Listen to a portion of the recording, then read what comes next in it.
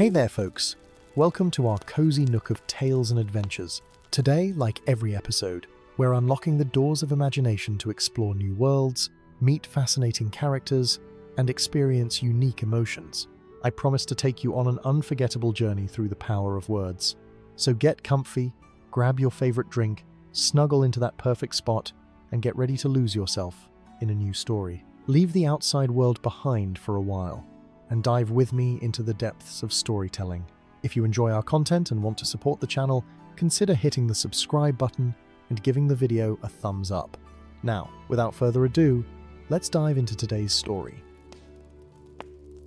The crystal citadel floated among the clouds, its translucent spires catching the morning sunlight and fracturing it into 1,000 rainbow hues that danced across the heavens. Neither fully in the mortal realm nor entirely beyond it, the citadel existed at the precise intersection where dreams touched reality, where possibility crystallized into certainty. Within its innermost sanctum, where even whispers seemed too loud, dwelled the mysterious weaver-sageless beings who maintained the great tapestry of destinies, the magical fabric that recorded, guided, and ultimately determined the fate of every living creature.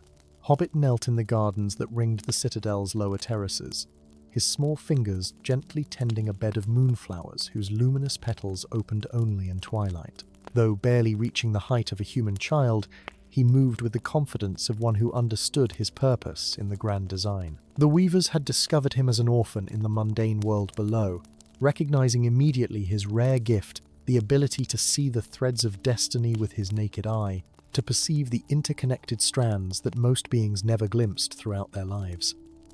"The eastern beds need attention, gardener," came a melodious voice from behind him. "The dream. Lilies wither without explanation." Hobbit turned to find Lyria, youngest of the weavers, standing on the crystal path. Unlike the other weavers, whose features had grown indistinct through eons of service to the tapestry, Lyria retained much of her original appearance's silver eyes that reflected starlight, hair the color of polished copper, skin with the faintest blue luminescence. She had been his primary teacher since his arrival at the Citadel 5 years ago. "I noticed their decline yesterday," Hobbit replied, rising and brushing soil from his knees. "It's not natural something interferes with their connection to the dreamscape." Lyria's expression revealed nothing, but a subtle tension in her shoulders betrayed concern. "Your perception grows sharper. Come with me. The High Weaver wishes to speak with you." As they traversed the winding crystalline pathways toward the central tower, Hobbit sensed subtle changes in the Citadel's atmosphere. The usual harmonics that resonated throughout its structure created by the tapestry's endless weaving now carried discordant notes. The air itself seemed thinner, charged with apprehension. The chamber of weaving occupied the Citadel's heart of vast circular room, whose domed ceiling displayed the cosmos in perfect detail, stars and planets shifting in real time as their destinies unfolded. Dominating the chamber was the tapestry itself, an immense vertical loom that stretched from floor to ceiling, upon which uncountable threads of varying colors and luminosities intertwined in patterns of breathtaking complexity. Each thread represented a life, each intersection a moment where destinies converged. Before the tapestry stood High Weaver Moirai, her ancient form barely substantial, as if she herself had become partly woven into the fabric she tended. Her hands moved constantly, adding threads, guiding their paths, occasionally with visible reluctance cutting those that had reached their natural conclusion. "You've brought the seer," she acknowledged without turning, her voice like distant wind through ancient trees. "Good," Hobbit approached with appropriate reverence, though familiarity had somewhat dampened his initial awe of the tapestry. To his unique vision, it blazed with living light millions of intertwined destinies flowing, pulsing, occasionally tangling before skilled weaver hands could intervene.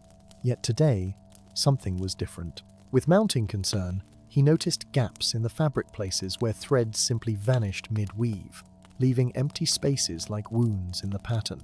Entire sections of the tapestry had disappeared, as if erased from existence itself.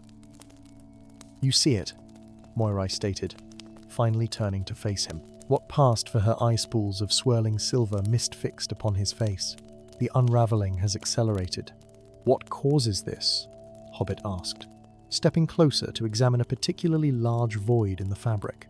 "I've never seen threads simply disappear before," Neither have we in all our millennia of stewardship, Lyria replied, her youthful voice contrasting sharply with the gravity of her words. People vanish from the mortal realm without warning, not merely dying, their entire existence expunged, as if they never were. We have need of your particular talents, Moirai continued. You must descend to the world below and discover what forces unravel our work. Your ability to see the threads while moving among mortals offers our best hope of understanding this threat before the damage becomes irreparable. Hobbit's heart quickened. Though he had served the Weavers faithfully since his childhood, he had never returned to the mortal world. His memories of life before the Citadel had faded to vague impressions-crowded streets, hunger, and finally the strange silvery light that had enveloped him when the Weavers found him sleeping in an abandoned garden. I am honored by your trust, he said carefully, but how would I begin such a search? The mortal realm is vast, and I have been absent from it for years. Moirai gestured to a section of the tapestry where threads converged in a particularly dense nexus. We will send you to this convergence pointer place where many destinies intersect, where the unraveling appears most concentrated. There you will find one whose assistance will prove invaluable. Her misty eyes seem to look through him rather than at him. One who walks between worlds, untethered from the tapestry's design. Before Hobbit could request clarification, Moirai raised her insubstantial hands. The air around him shimmered like heat above summer stones, and the solid crystal beneath his feet suddenly yielded like water. He fell, perhaps dissolved through layers of reality, the citadel blurring above him as he plummeted toward the mortal world below.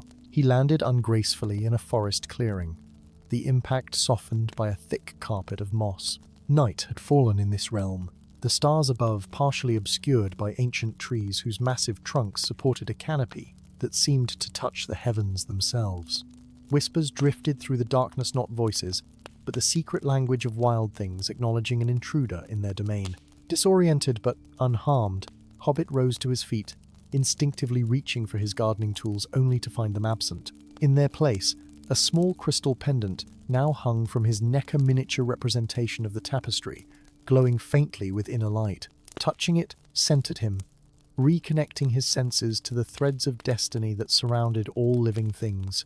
And there were many threads here, a veritable web of interconnected fates binding the trees, the small creatures that rustled in the underbrush, even the moss beneath his feet. But as his vision adjusted to perceive these connections, he noticed the same concerning phenomenon he had witnessed in the Citadel. Threads terminated abruptly, severed not by the natural conclusion of life, but by some external force that left ragged ends floating in the metaphysical breeze. "You see them too," came a voice from the shadows. "The broken strands." Hobbit whirled to face the speaker, finding a tall figure leaning against an ancient oak. The Manif man he was seemed simultaneously substantial and translucent, his form shifting subtly, as if struggling to maintain cohesion. Clad in battle-worn armor of unfamiliar design, he carried a sword whose edge occasionally blurred into nothingness before re-solidifying. Most strikingly, to Hobbit's special vision, the warrior trailed no destiny thread of his own. "You're untethered," Hobbit breathed in astonishment, cut from the tapestry, but still existing. A grim smile crossed the warrior's face. "Thorn of the Ashen Vale, at what remains of your service? Once captain of the King's Guard, now a ghost that walks neither living nor dead, neither remembered nor forgotten." He straightened, his form briefly flickering like a candle in wind. "The Weavers made a mistake with me, little one. Cut my thread before its proper time through simple error. Now I exist in the spaces between fate's design." "The Weavers sent me to find you," Hobbit replied, pieces falling into place. "They believe you can help me discover what causes these disappearances, erasures from the tapestry." Thorn's expression darkened. "I know the cause. I've been tracking it for what feels like centuries, though time moves strangely when you're disconnected from its flow." He gestured for Hobbit to follow him deeper into the forest. "What do your weavers recall of the time before the tapestry?" "Before?" Hobbit frowned, trotting to keep pace with the warrior's long strides. "The tapestry has always existed. It's the fundamental pattern of creation itself." A bark of laughter escaped Thorn. "A convenient mythology. The truth is far less comforting." He paused in a smaller clearing where a stream bisected the forest floor, its waters unnaturally still despite the incline. "The tapestry is not the natural order, it's a prison. woven to contain something the ancient powers feared more than oblivion itself. He knelt beside the stream, gesturing for Hobbit to look into its mirrored surface.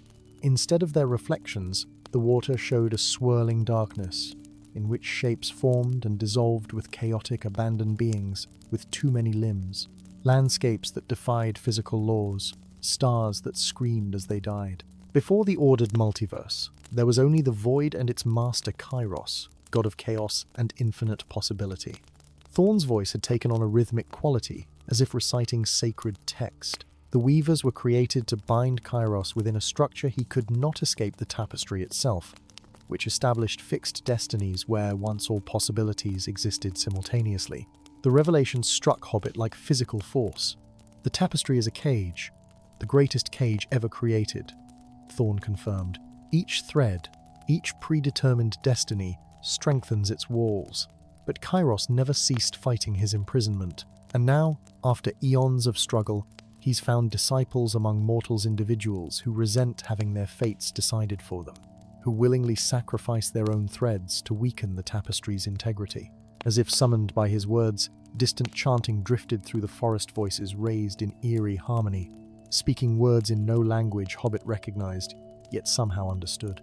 Freedom through unmaking, choice through destruction. Release the infinite. Thorn's hand moved to his sword hilt. The cult of undestined choice. They believe that by removing themselves from the tapestry, they not only free their own souls from predetermination, but help liberate Kairos himself. They're cutting their own threads? Horror filled Hobbit's voice. Don't they realize they're erasing themselves from existence? They believe they're transcending existence, becoming one with chaos itself. Thorn's expression combined pity with disgust. Their leader, Moros, was once a seer like you, able to perceive the threads but unable to accept the destinies they revealed. Over the following days, Thorn guided Hobbit through the shadows of the mortal realm, tracking the cult's movements while avoiding confrontation.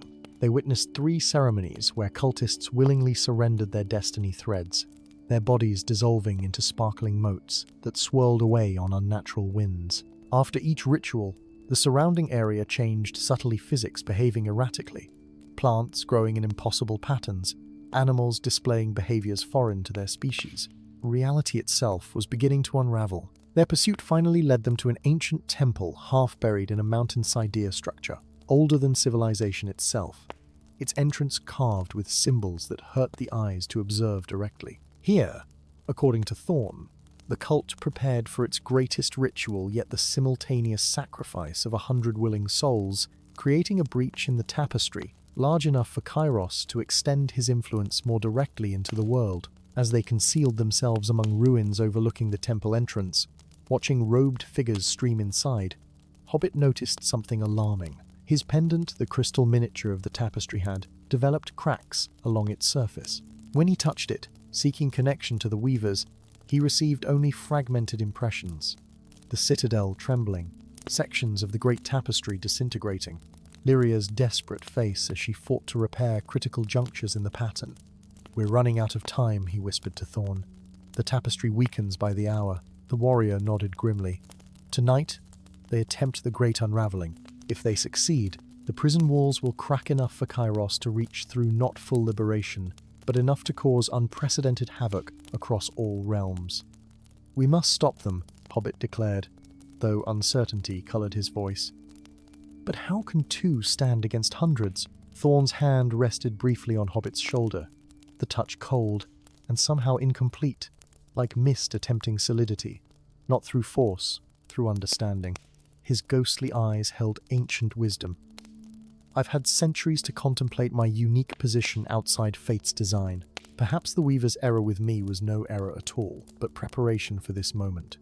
Their infiltration of the temple utilized Thorn's spectral nature and Hobbit's small size. Moving through shadow and forgotten passages, they reached the central chamber just as the ceremony began. Hundreds of cultists arranged themselves in concentric circles around an altar where a figure in elaborate robes addressed the gathering Moros, his face concealed behind a mask depicting swirling chaos. "Tonight, we reclaim our sovereign choice," the cult leader proclaimed, arms raised toward the domed ceiling where constellations undulated in patterns that contradicted astronomical reality. Tonight we shed the chains of predetermined destiny. Let the tapestry unravel, thread by willing thread, until the great Kairos walks free once more. The cultists raised their voices in that strange, not quite language Hobbit had heard in the forest. As they chanted, their individual destiny threads visible, only to Hobbit's special sight began to glow with unnatural intensity, stretching upward toward a distortion that formed in the air above the altar.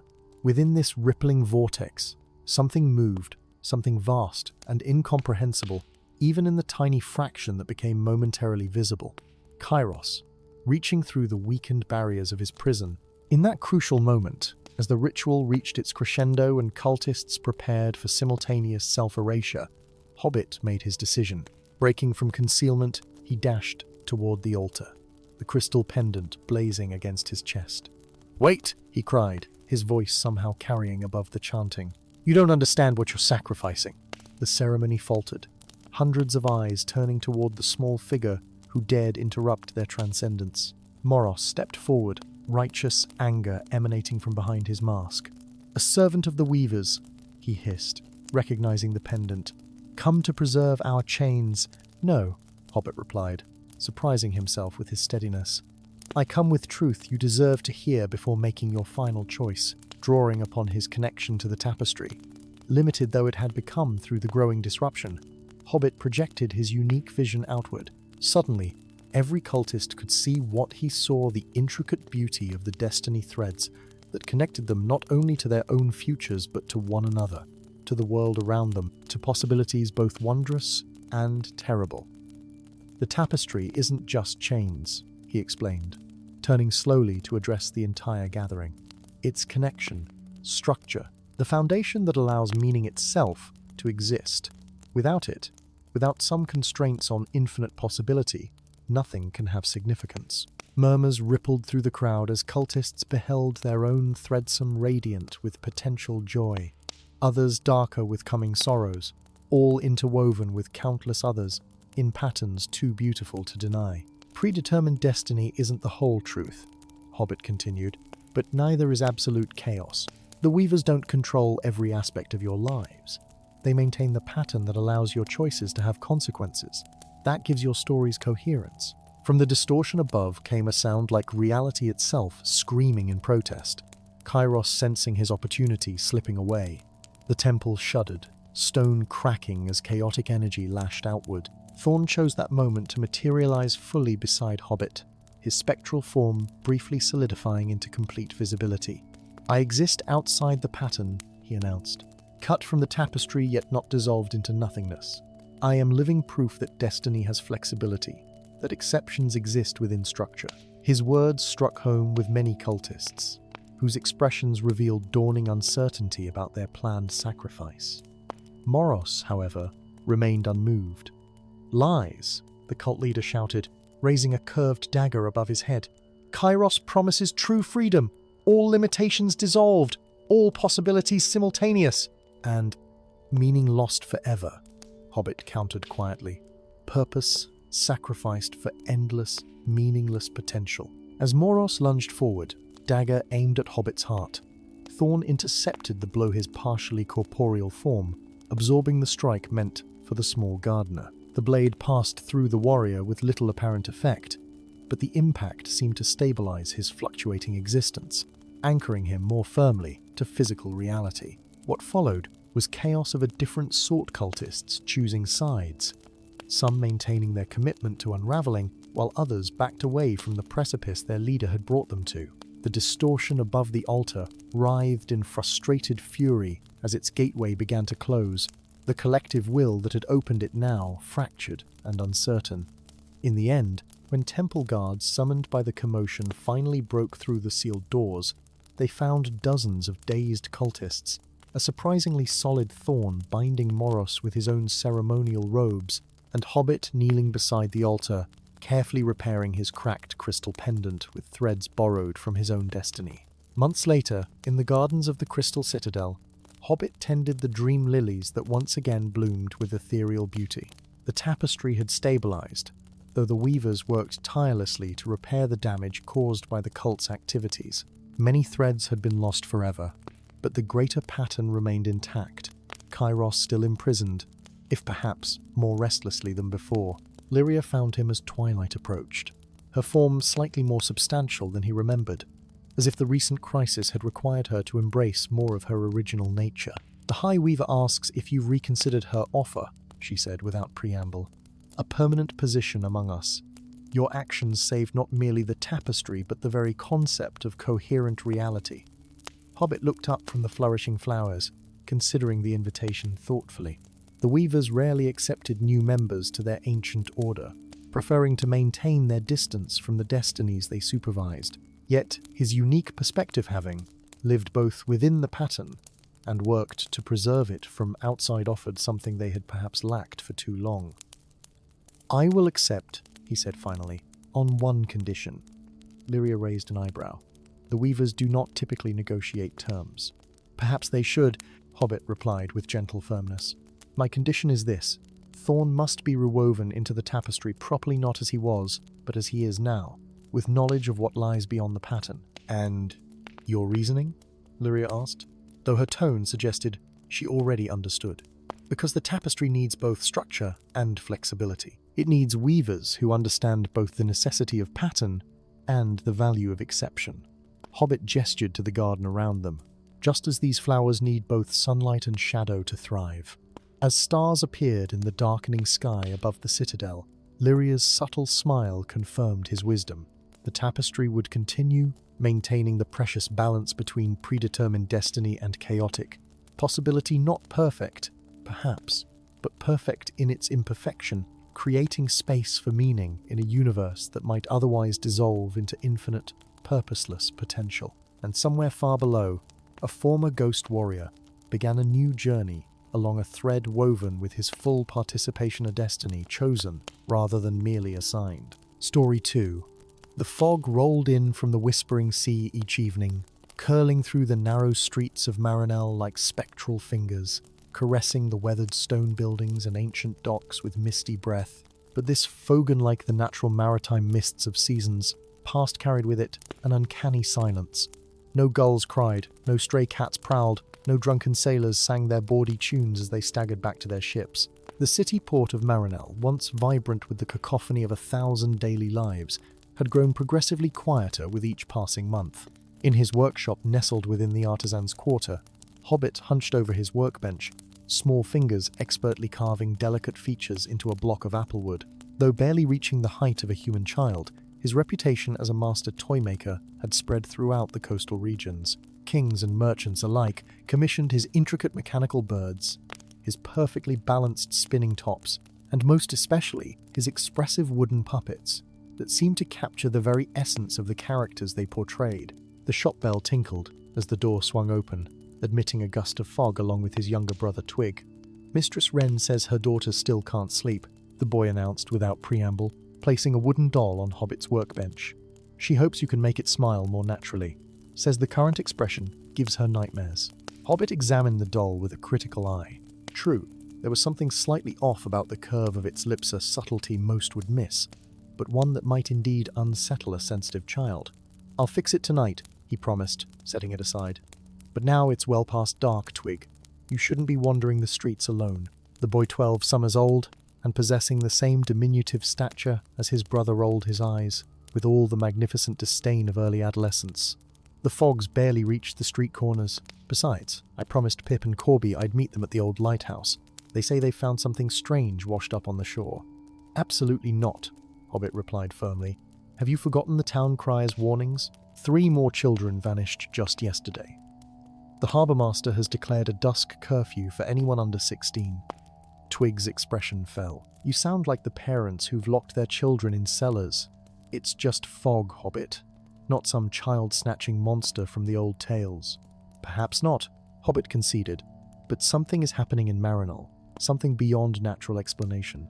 He gestured to a half-finished commission and elaborate puppet theatre, whose carved backdrop depicted the city's famous harbour. "Help me with this instead. The magistrate's daughter has a name day celebration tomorrow." With obvious reluctance, Twig settled onto a stool beside his brother. For an hour, they worked in companionable silence. Hobbit carving miniature curtains while Twig painted tiny ships to sail the puppet theatre's painted sea. The boy's mood gradually improved as he lost himself in the detailed work. When the cathedral bells tolled 9, Hobbit stretched his cramped fingers. "Time for sleep," he announced. "We'll finish in the morning." "Just let me complete this galleon," Twig pleaded, brush poised over a particularly intricate figurehead. "5 more minutes, I promise." Hobbit hesitated, then nodded. "Very well. I'll prepare some tea." He moved to the workshop's small kitchen alcove, filling the kettle and setting it over the coals. When he returned minutes later, 2 steaming mugs in hand, the workshop stood empty. The door swung gently in the fog-laden breeze, and Twig was gone. Dawn revealed a city transformed by dread. The disappearance of the toymaker's brother along with 6 other children from different quartershad shattered any remaining pretense that Marinelle faced merely ordinary troubles. The harbour master dispatched search parties, the Temple of Tides conducted divination rituals, and desperate parents consulted travelling seers and fortune-tellers who had flocked to the city as rumours of the vanishings spread throughout the realm. Hobbit joined the search efforts until exhaustion forced him home 3 days later. Stumbling through his workshop door in the grey hours before dawn, he collapsed into his chair, eyes burning with fatigue and unshed tears. Sleep claimed him almost instantly, his dreams haunted by fog and childish laughter that always remained just beyond reach. He woke to knocking gentle but insistent. Disoriented, he staggered to the door, hope flaring briefly that perhaps Twig had returned. Instead, he found a small wooden box on his threshold, unmarked and unadorned, save for a simple iron latch. No messenger waited to claim responsibility. With trembling hands, Hobbit carried the box to his workbench. The craftsmanship was exquisite, the joinery so perfect as to be nearly invisible. A toymaker himself, he recognized mastery that exceeded even his considerable skills. The latch opened with a soft click, and the hinged lid rose smoothly on silent pivots. Inside, nestled on midnight blue velvet, lay a marionette. Not just any marionette, but one carved in Twig's exact likeness from the cowlick in his hair to the small scar on his chin from a workshop accident the previous summer. The puppet wore miniature versions of the clothes Twig had disappeared in, rendered with uncanny accuracy down to the frayed cuffs and misaligned buttons. "Impossible," Hobbit whispered, lifting the marionette from its velvet nest. No stranger to woodcraft, he immediately recognized the extraordinary nature of the object in his hands. The wood felt warm, almost living, beneath his touch. The joints moved with fluid grace, unknown in ordinary puppets. Most disturbing of all, the painted eyes seemed to follow his movements with eerie awareness. As morning sunlight filtered through the workshop windows, illuminating dust motes that danced like miniature spirits, Hobbit noticed something else: similar boxes being delivered throughout the neighborhood. From his window, he watched a weeping mother collapse to her knees upon opening one, while across the street, the baker's wife clutched a puppet to her chest, rocking it as though it were her flesh and blood child. In every case, the boxes contained perfect marionette replicas of the missing children. Within days, Marinelle buzzed with whispered theories and mounting hysteria. Some claimed ancient sea gods had transformed the children as punishment for forgotten offerings. Others blamed foreign sorcery, pointing suspicious fingers at traders from distant shores. The most disturbing rumor, however, came from the Temple of Tides, where priests reported consulting ancient texts that spoke of the maestro of Marionettese, a legendary figure who dwelt beneath the waves in a submerged theatre, collecting souls to animate his wooden performers. Most dismissed such tales as superstitious nonsense, but Hobbit, watching the marionette of his brother with increasing unease, noticed subtle changes occurring day by day. The puppet moved occasionally when unattended, shifting position in ways that defied rational explanation. Its painted eyes grew more lifelike, the wood of its face softening almost imperceptibly toward the texture of skin. Most chillingly, Hobbit sometimes woke to find the marionette had migrated during the night from its display stand to Twig's bed, lying atop the covers in a grotesque mimicry of sleep. On the 7th morning after receiving the puppet, Hobbit entered the workshop to find it sitting upright at Twig's usual place at the breakfast table. As he stared in horrified fascination, the marionette's head turned toward him with a faint wooden creak. "Hobbit?" The voice barely audible, like dried leaves rustling in autumn wind, emerged from the puppet's immobile painted lips. "Help me." The marionette collapsed forward, strings tangling as it lay motionless on the tabletop.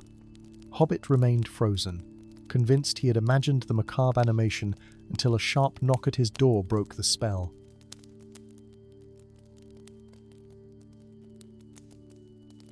Tall and severe, with raven-black hair bound in a tight braid, and eyes the pale grey of winter skies, she wore a long coat, adorned with strange symbols embroidered in silver thread. Most notably, a collection of knives and curious tools hung from her belt, alongside a crossbow of unusual design strapped to her thigh. "My name is Ravenna," she announced without preamble. "I hunt that which should not exist in this world. You have one of the puppets." It wasn't a question. "Who are you?" Hobbit demanded, instinctively moving to block her view of the workshop interior. "A witch hunter by trade, though in this case, my quarry is something far stranger than mere witchcraft." Her gaze flicked past him to where Twig's marionette lay on the table. "They're awakening sooner than I expected. We have little time." Despite his reservations, something in her confident authority compelled Hobbit to step aside. Ravenna moved directly to the puppet, examining it with clinical detachment. Her gloved fingers traced the joinery with expert precision before she withdrew a small crystal lens from her coat and held it over the marionette's face. "As I suspected," she murmured, "the transference progresses rapidly.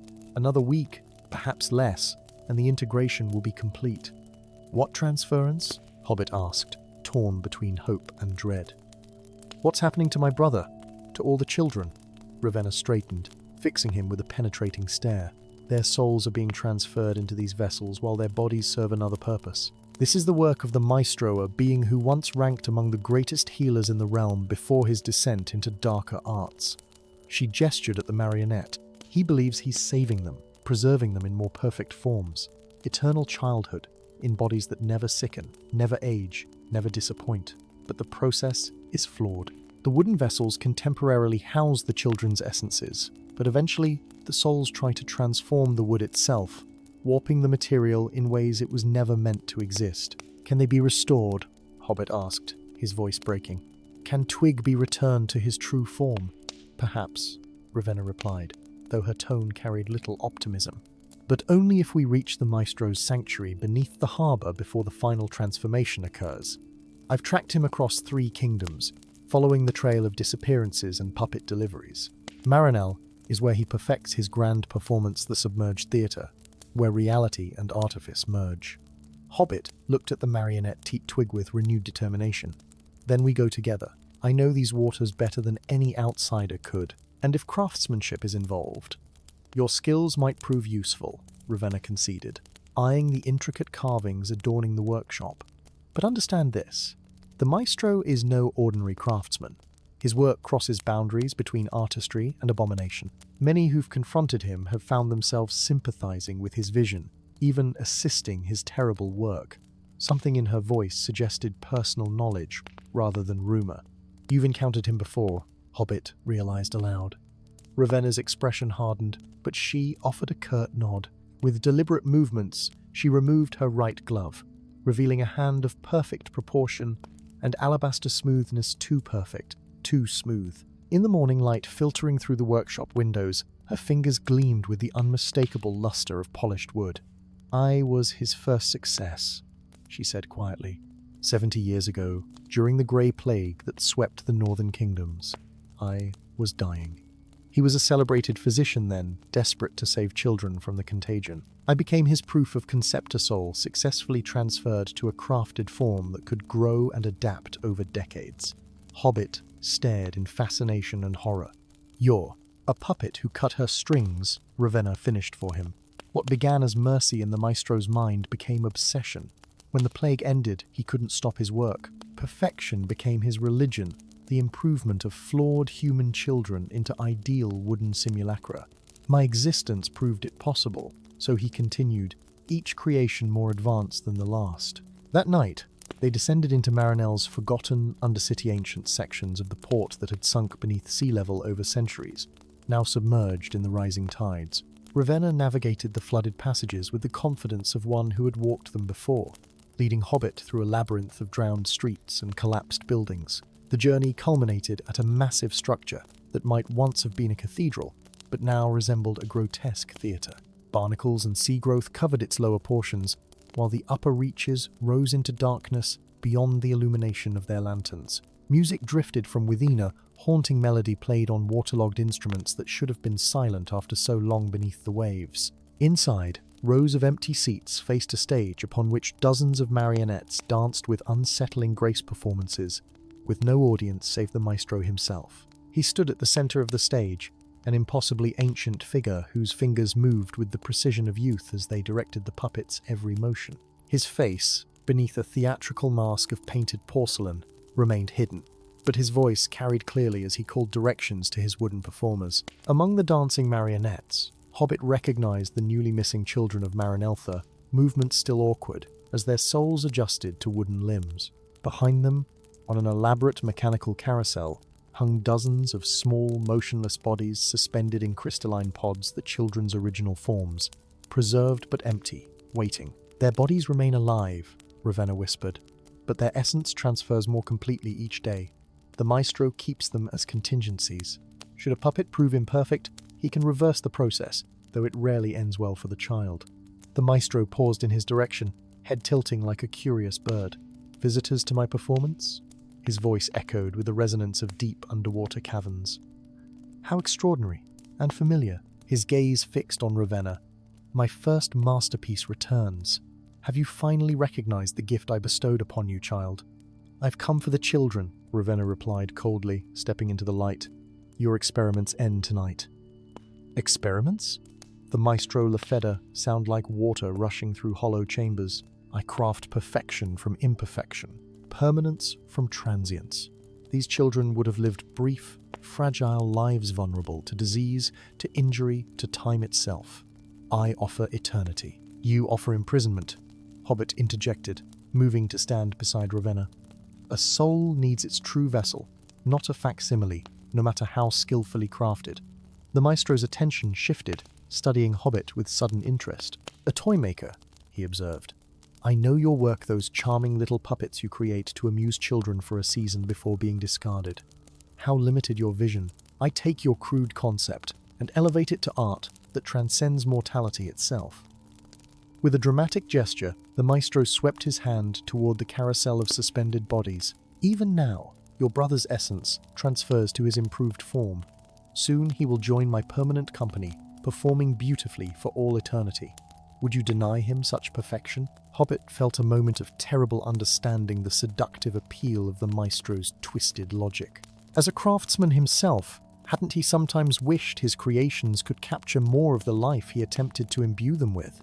The maestro had seemingly solved the ultimate limitation of their shared art, but then he remembered Twig's laughter, the warmth of his hand, the way his eyes sparkled with mischieful, the imperfect, beautiful humanity that no wooden replica could truly contain. "True perfection," Hobbit said firmly, "isn't found in materials that never decay or forms that never change. It exists in the very transience you despacine growth, in change, in the precious impermanence that makes each moment valuable." The confrontation that followed tested every ounce of courage and ingenuity Hobbit possessed. While Ravenna engaged the maestro directly, witch hunter's weapons proving effective against his unnatural longevity, Hobbit navigated the mechanical carousel, searching for the control mechanism that would release the children's bodies. In the battle's chaos, he found himself face to face with Twig's marionette, now moving with almost natural grace as the transference neared completion. Recognition flickered in its painted eyes. "Hobbit?" The voice sounded more like his brother's now, though still distorted by its passage through wooden lips. "What's happening to me?" "Hold on just a little longer," Hobbit promised, working frantically at the carousel's complicated mechanisms. "I'm bringing you home." With Ravenna driving the maestro back, Hobbit finally deciphered the carousel's working system of hydraulics and arcane machinery that maintained both the children's biological functions and facilitated the soul transfer. Redirecting the flow required a toymaker's understanding of mechanics, combined with the desperate determination of a brother, unwilling to surrender to despair. As the maestro's sanctuary began to collapse around them, the result of Ravenna's systematic destruction of the support pillars, Hobbit completed the reversed connection. Throughout the theatre, marionettes fell lifeless as souls rushed back to their original bodies. The crystal pods cracked open, discharging children who woke confused but whole, In the ensuing evacuation, as Ravenna led the disoriented children toward the surface, Hobbit carried his still unconscious brother. Behind them, the maestro's anguished cries echoed as his life's work literally crumbled into the depths. Whether he perished or escaped remained unknown, but his grand performance had reached its final curtain. Weeks later, as Marinal slowly recovered from the ordeal, Hobbit sat in his workshop, watching Twig put the finishing touches on a puppet theatre of his own design. The boy had no memory of his time as a marionette, recalling only strange dreams of dancing without control of his limbs. The other children reported similar experience nightmares already fading as they re-immersed themselves in normal childhood activities. Ravenna visited once before departing to hunt other supernatural threats. Her wooden hand, no longer hidden by gloves, moved with the same fluid grace as her natural one as she examined Hobbit's latest creation, a puppet, whose face bore a striking resemblance to the maestro himself. "A reminder?" she asked, arching an eyebrow. Hobbit nodded. Of the line between creation and obsession, between celebrating life's beauty and trying to perfect it beyond recognition, he set the puppet aside, unfinished. Some works are better left incomplete. As Ravenna departed, Hobbit returned to simpler project toys meant to bring joy briefly before being outgrown and set aside, their temporary nature part of their precious value. The maestro had sought to make the ephemeral eternal, but in doing so had missed the essential truth that Hobbit now embraced more fully than ever. True magic existed not in defying life's transience, but in celebrating each fleeting, imperfect moment of it. Story 3. The spires of Luminara pierced the morning sky like crystalline fingers reaching for the sun, each tower capped with a prism that fractured daylight into 1,000 brilliant beams. These rays illuminated every corner of the gleaming city-state, banishing shadows with relentless efficiency. Even in the narrowest alleys between alabaster buildings, specially designed mirrors redirected sunlight to ensure that no darkness could take root. As twilight approached, enchanted lanterns would ignite automatically, maintaining the ceaseless luminescence that had defined Luminara for 1,000 years. In the Temple of the Eternal Dawn, the spiritual heart of the city hobbit knelt before an altar of polished moonstone, his small frame almost lost amid the vast chamber's grandeur. Above him soared a dome of enchanted glass that amplified the day's light to near-blinding intensity. The temple acolytes, clad in robes of gold and white, moved about their duties with practiced grace, their shadows nearly invisible against the radiant floor. "Focus, initiate Hobbit," chided Elder Lumina, her silver hair forming a halo around stern features. "The purification rite requires perfect concentration. Your thoughts stray like moths to flame." Hobbit nodded, forcing his attention back to the crystal sphere between his palms. Though barely reaching the height of a human child despite his 20 years, he had earned his place among the temple's elite initiates through dedication and an uncanny aptitude for light-weaving spells. Today marked the culmination of his first decade of training the ritual that would elevate him from initiate to acolyte. "Forgive me, Elder," he murmured, channeling his energy into the sphere until it glowed with inner radiance. "I am ready to proceed." Elder Lumina's expression softened slightly. Despite her rigid adherence to temple protocol, she had always shown a particular interest in Hobbit's progress, perhaps recognizing in him a devotion that matched her own. "Then continue. Invoke the first precept and cleanse your vessel." Hobbit began the incantation, his voice growing stronger with each carefully pronounced word of ancient power. The crystal between his hands pulsed in rhythm with his speech, its light intensifying until it seemed to consume his small form in brilliance. "Light eternal, shadow's bane," he recited, nearing the ritual's climax. "Purify this vessel that I might." A discordant note shattered his concentration, a sound so foreign within the temple's harmonious acoustics that Hobbit nearly dropped the crystal in shock. Deep beneath them, emanating from the subterranean levels where the oldest records were stored, came a sound like ancient stone grinding against itself. Elder Lumina's face drained of color. "The forbidden archives," she whispered, momentarily forgetting the ritual entirely. Something stirs below. Before either could react further, the temple's warning bells began to toll, a sound not heard in generations. Across the vast chamber, acolytes and elders alike froze in confusion and mounting fear. "Remain here," Elder Lumina commanded, gathering her robes as she moved toward a concealed doorway near the altar. complete your purification, then join the other initiates in the Eastern Sanctuary." But even as she spoke, something within Hobbit pulled him in the opposite direction, an inexplicable certainty that he should follow the mysterious sound to its source. The moment Elder Lumina vanished through the hidden door, he slipped away from the altar, and toward a different passage mentioned only in the oldest texts he had studied, leading to the deepest catacombs beneath the temple. The descent took him through ever narrower staircases, the omnipresent light of Luminara gradually fading with each level he passed. For the first time in his memory, Hobbit found himself surrounded by actual darkness, not the mere absence of bright light, but true shadow that seemed almost liquid in its density. Strangely, while his training should have filled him with revulsion at this impurity, he instead felt an unexpected sense of balance, as if breathing freely after years of rarefied air. At the bottom of the final staircase, he discovered a chamber sealed by a door of black marble, inlaid with silver runes that contradicted every teaching he had received, for they celebrated darkness rather than light. The grinding sound had stopped, replaced by a subtle vibration that seemed to emanate from beyond the door itself. Logic dictated retreat, a return to the safety and certainty of the temple above. But logic held no sway over the compulsion that guided Hobbit's hand to the door's surface. The moment his fingers touched the cool marble, the silver runes ignited within a fire, and the massive door swung inward on silent hinges. Within lay a circular chamber whose walls were lined with niches, each containing a small statue of obsidian. At the room's center, upon a pedestal of intricately carved onyx, rested a book bound in materials so dark it seemed to devour what little light entered the chamber. The book trembled slightly, as if alive and awakening from long slumber. "The liber animarum perditarum," Hobbit breathed, recognizing the artifact from forbidden texts he had glimpsed only in passing during his studies. The Book of Lost Souls.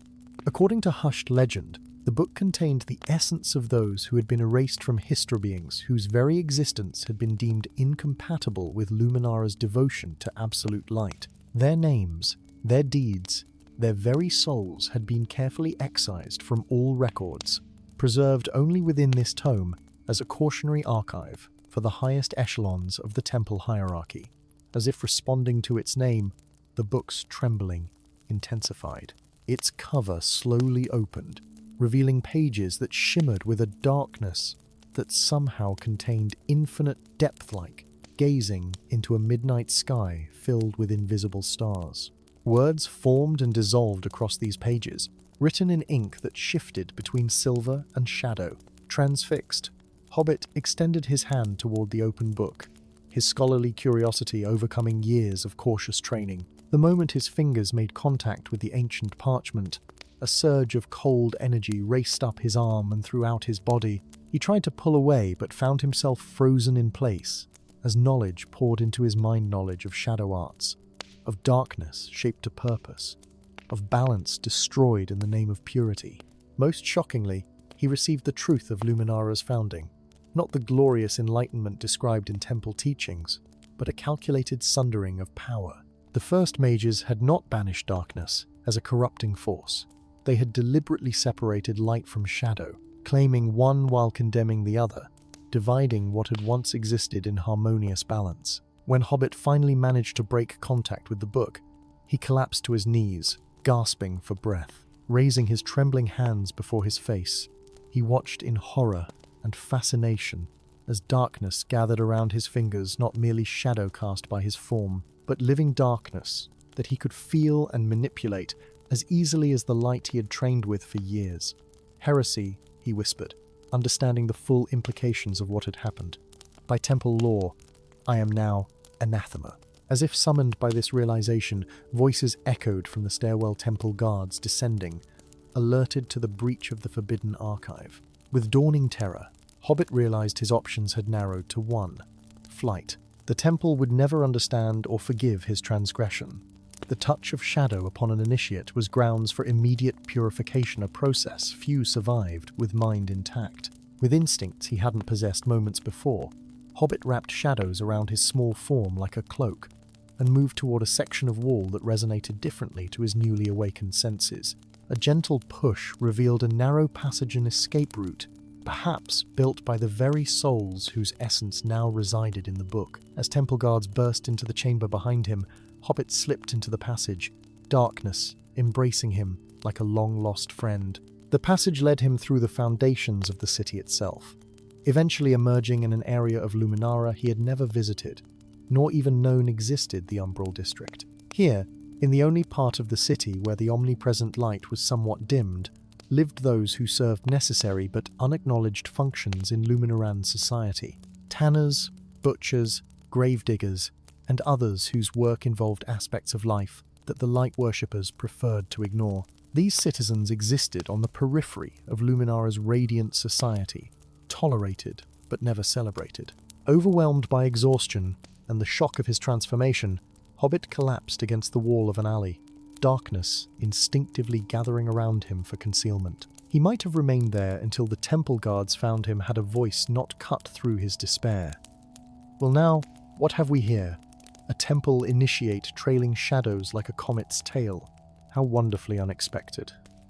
Looking up, Hobbit beheld a tall figure clad in garments of deep indigo and charcoal grey. The man's features were striking sharp cheekbones, eyes of such dark blue they appeared almost black, and a smile that suggested both danger and delight in equal measure. "I am Darian," the stranger introduced himself with an elegant bow. "Some call me the Knight's Herald, others the Shadow Prince, mostly dramatic nonsense, but titles do help maintain a certain mystique." His gaze sharpened as he studied the darkness still clinging to Hobbit's trembling hands. "You've touched the book, haven't you? After all these centuries, someone has finally disturbed the temple's dirty little secret." "How do you know about the book?" Hobbit demanded, struggling to his feet despite his exhaustion. Darian's laugh held genuine amusement. "My dear little light dweller, I lead those who remember what Luminara has tried so hard to forget, that shadow is not evil, merely the necessary counterpoint to light.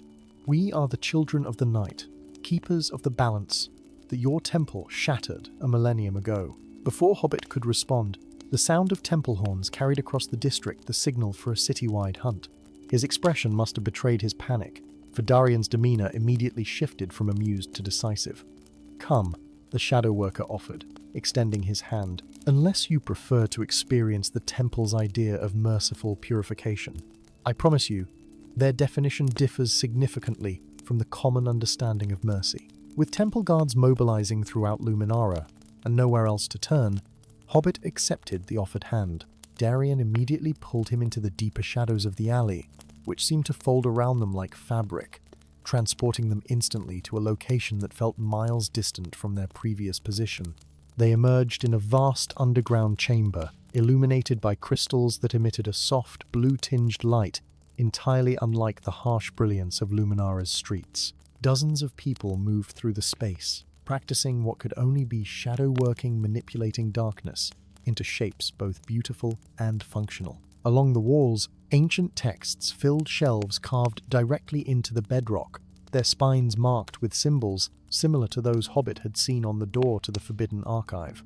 "Welcome to the Umbral Academy," Darian announced with undisguised pride.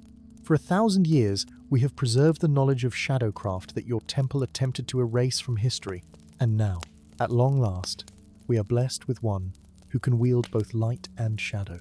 He regarded Hobbit with newfound intensity. "Do you understand how unprecedented you are? A temple initiate touched by the book, yet not consumed by it? You represent the very balance we have sought to restore."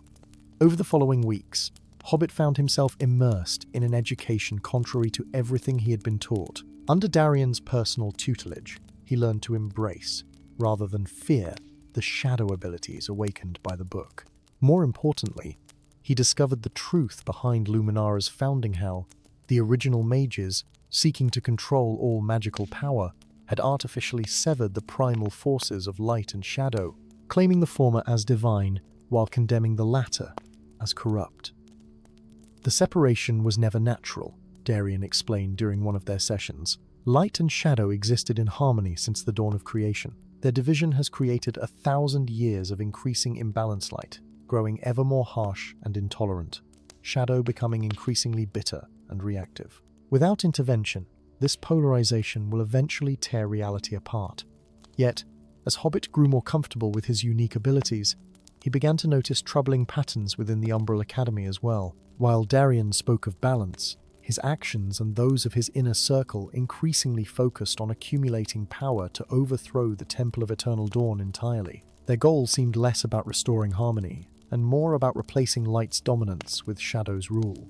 This suspicion was confirmed when Hobbit discovered plans for an assault on the temple, scheduled for the night of the solstice eclipse, rare astronomical event when Luminara would experience true darkness for the first time in centuries.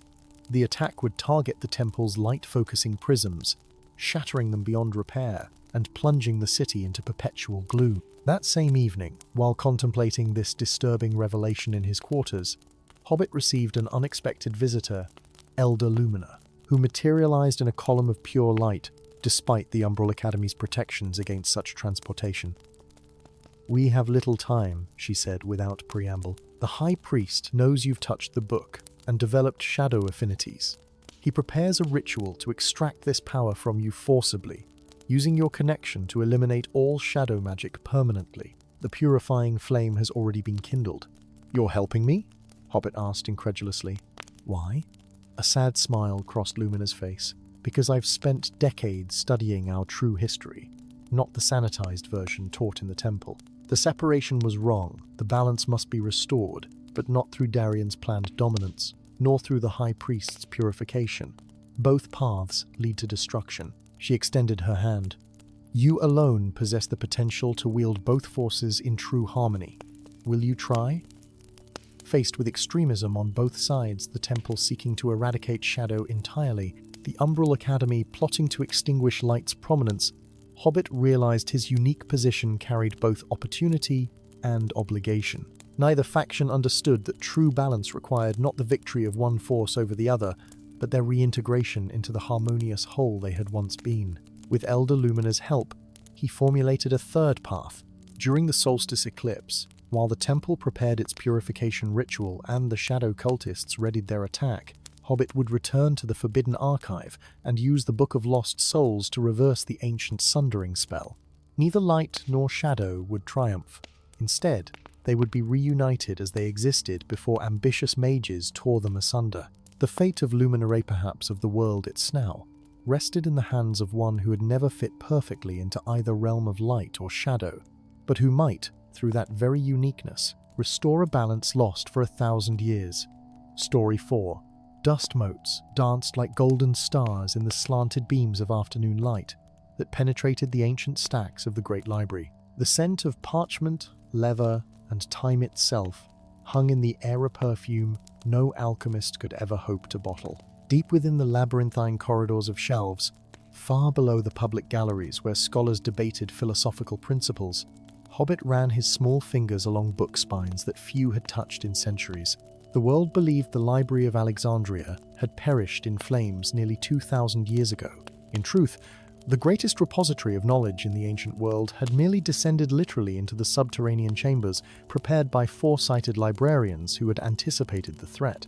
Here, beneath the shifting sands of Egypt, the collected wisdom of lost civilizations remained intact, tended by an unbroken line of guardians who devoted their lives to its preservation. Hobbit, barely reaching the height of a human child despite his adult years, had earned his place among these elite keepers through his prodigious memory and unflagging dedication.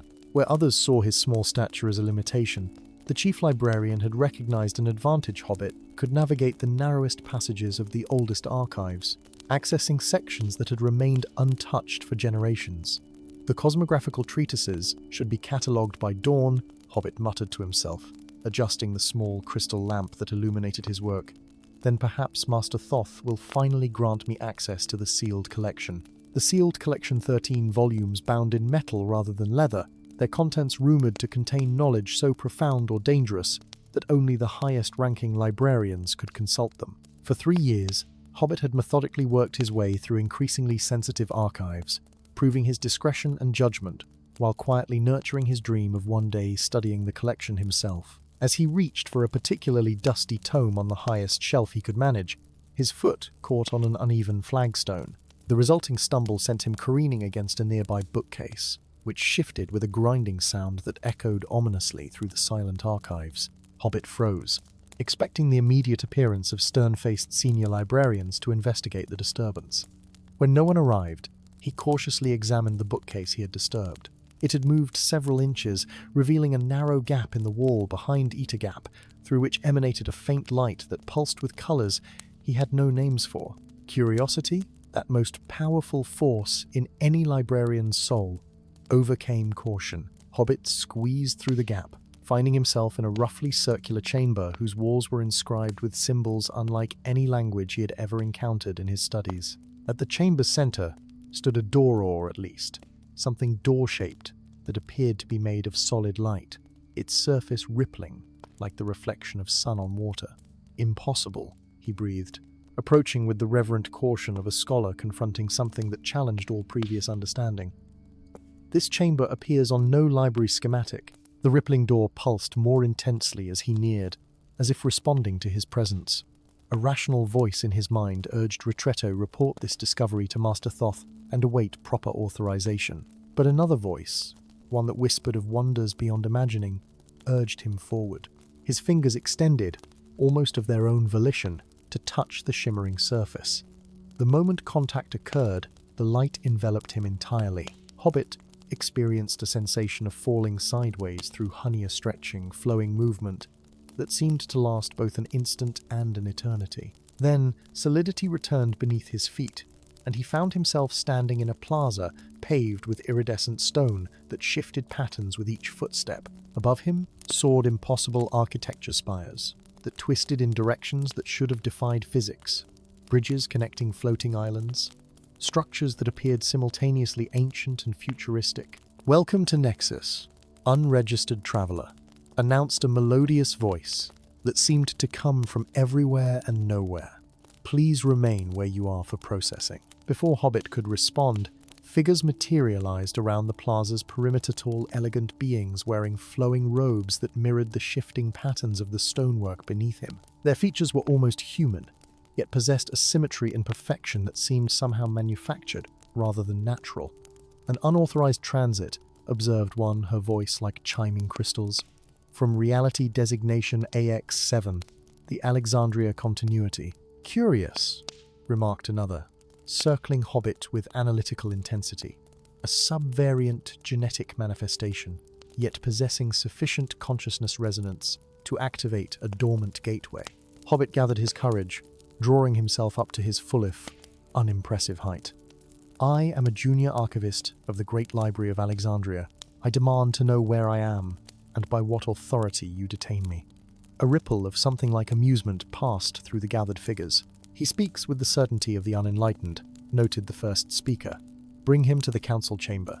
The Guardians must be informed of this breach." Two of the figures escorted Hobbit across the plaza and into a vast structure that resembled a cathedral designed by a mathematician who had transcended Euclidean geometry.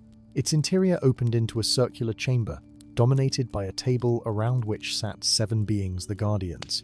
Hobbit presumed each radiating an aura of power so tangible he could almost see it shimmering in the air around them. "An unauthorized transit from Alexandria," announced his escort.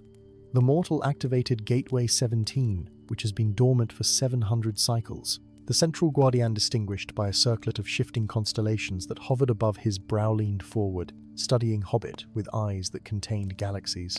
"I am Astrum, first guardian of Nexus, the city between worlds," he introduced himself, voice resonating with the harmonics of distant stars. "And you, small one, have stumbled upon what few mortals ever glimpse, the nexus point where all realities intersect." Over the next hour, Hobbit learned truths that simultaneously expanded his understanding and shattered his previous conception of existence. Nexus existed at the crossroads of countless universes, a city built by beings who had transcended their original realities to become the custodians of the multiverse. From here, the Guardians maintained the delicate balance between worlds, ensuring that the natural barriers between realities remained intact, while facilitating controlled transit and communication where appropriate. "For 10,000 years, we have preserved the cosmic equilibrium," Astrum explained. "Until recently, a gesture of his hand created a 3-dimensional map in the air before them, countless points of light connected by threads of energy, some pulsing strongly, others flickering weakly. As Hobbit watched, several lights winked out entirely, their connecting threads unraveling like cut string. Entire realities are collapsing, Astrum continued gravely. The boundaries between worlds thin. Gateways that have been sealed for millennia like. The one you traversed activates spontaneously. The cosmic fabric phrase. One of the other Guardiancer being whose form seemed to constantly shift between male and female spoke with undisguised suspicion. And now this creature appears, emerging from a sealed gateway at the precise moment our stability faces its greatest threat in eons. Coincidence strains credibility. I had nothing to do with any of this, Hobbit protested. I'm a librarian, not a cosmic saboteur. Nevertheless, Astrum replied, your arrival coincides with accelerating collapse. Until we understand how and why, you will remain in Nexus, under observation.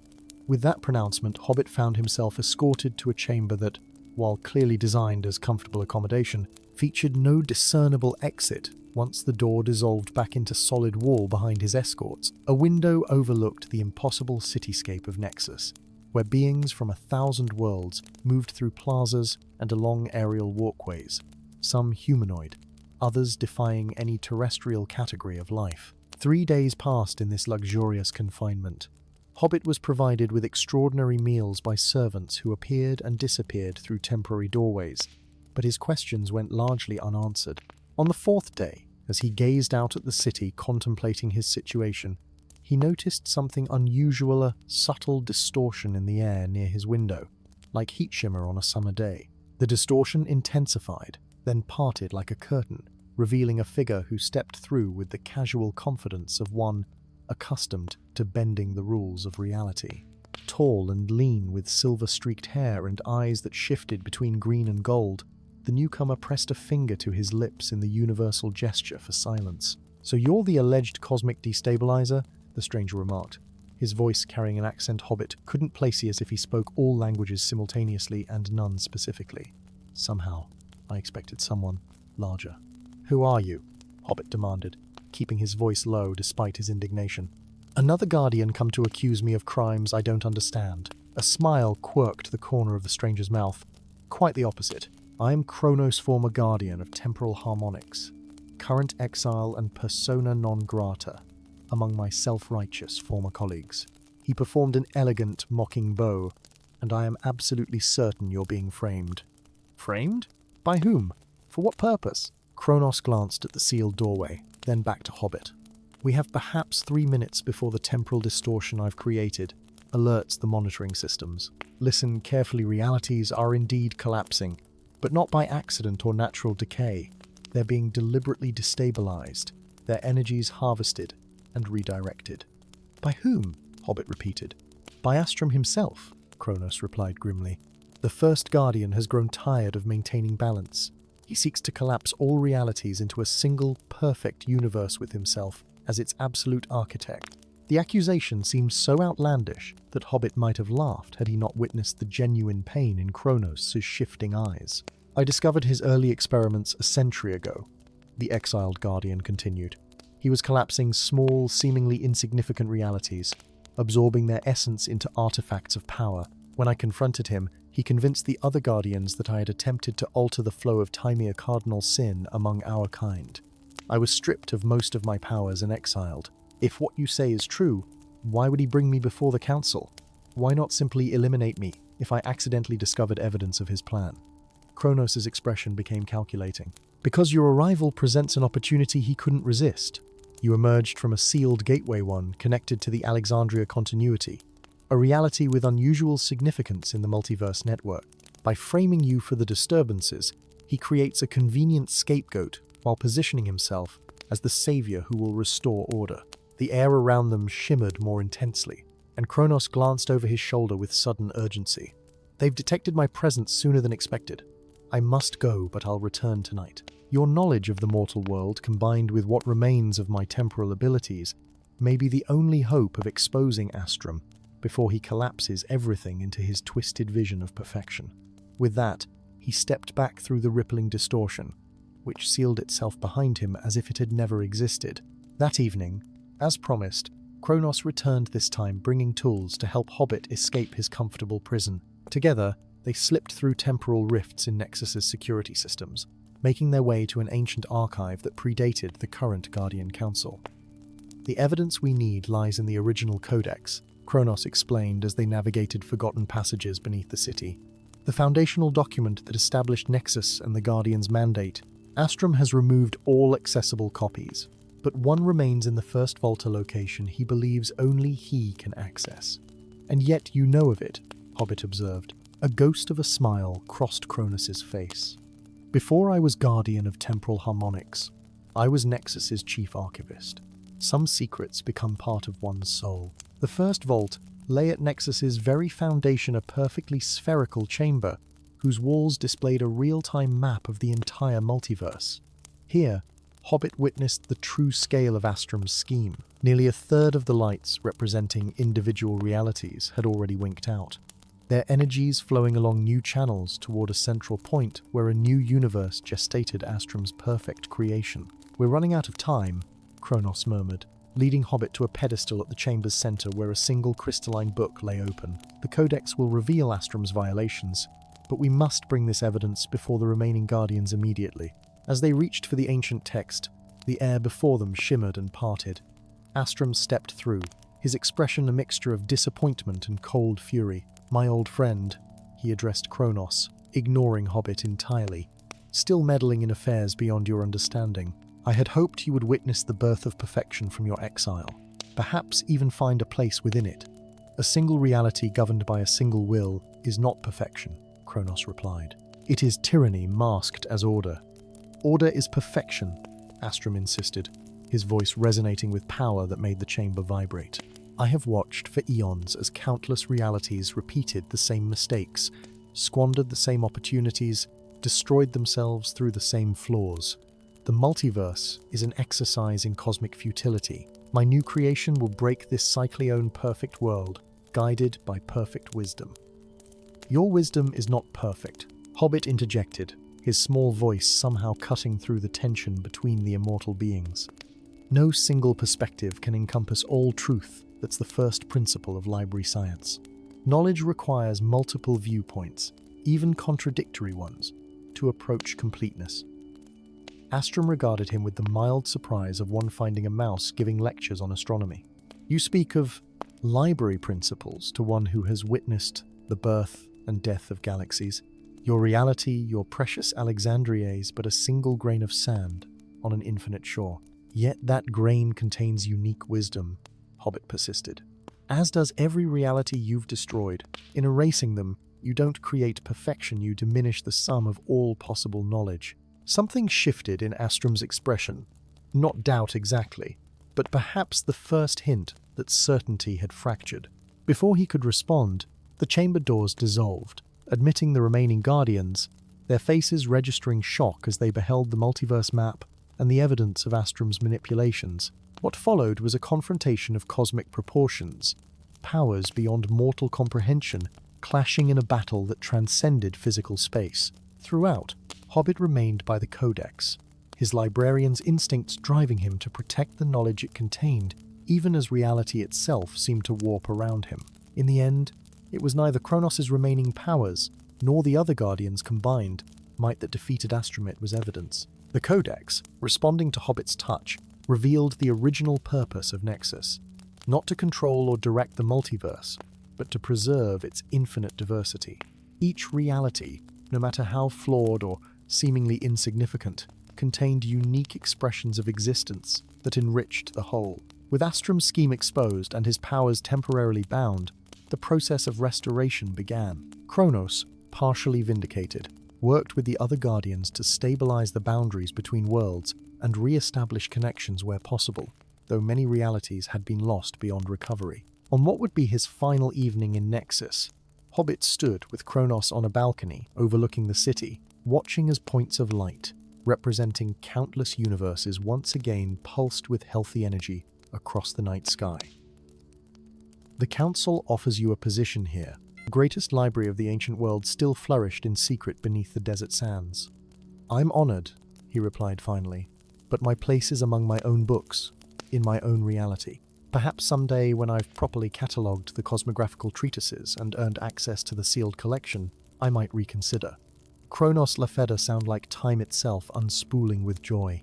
A true librarian to the last. Very well.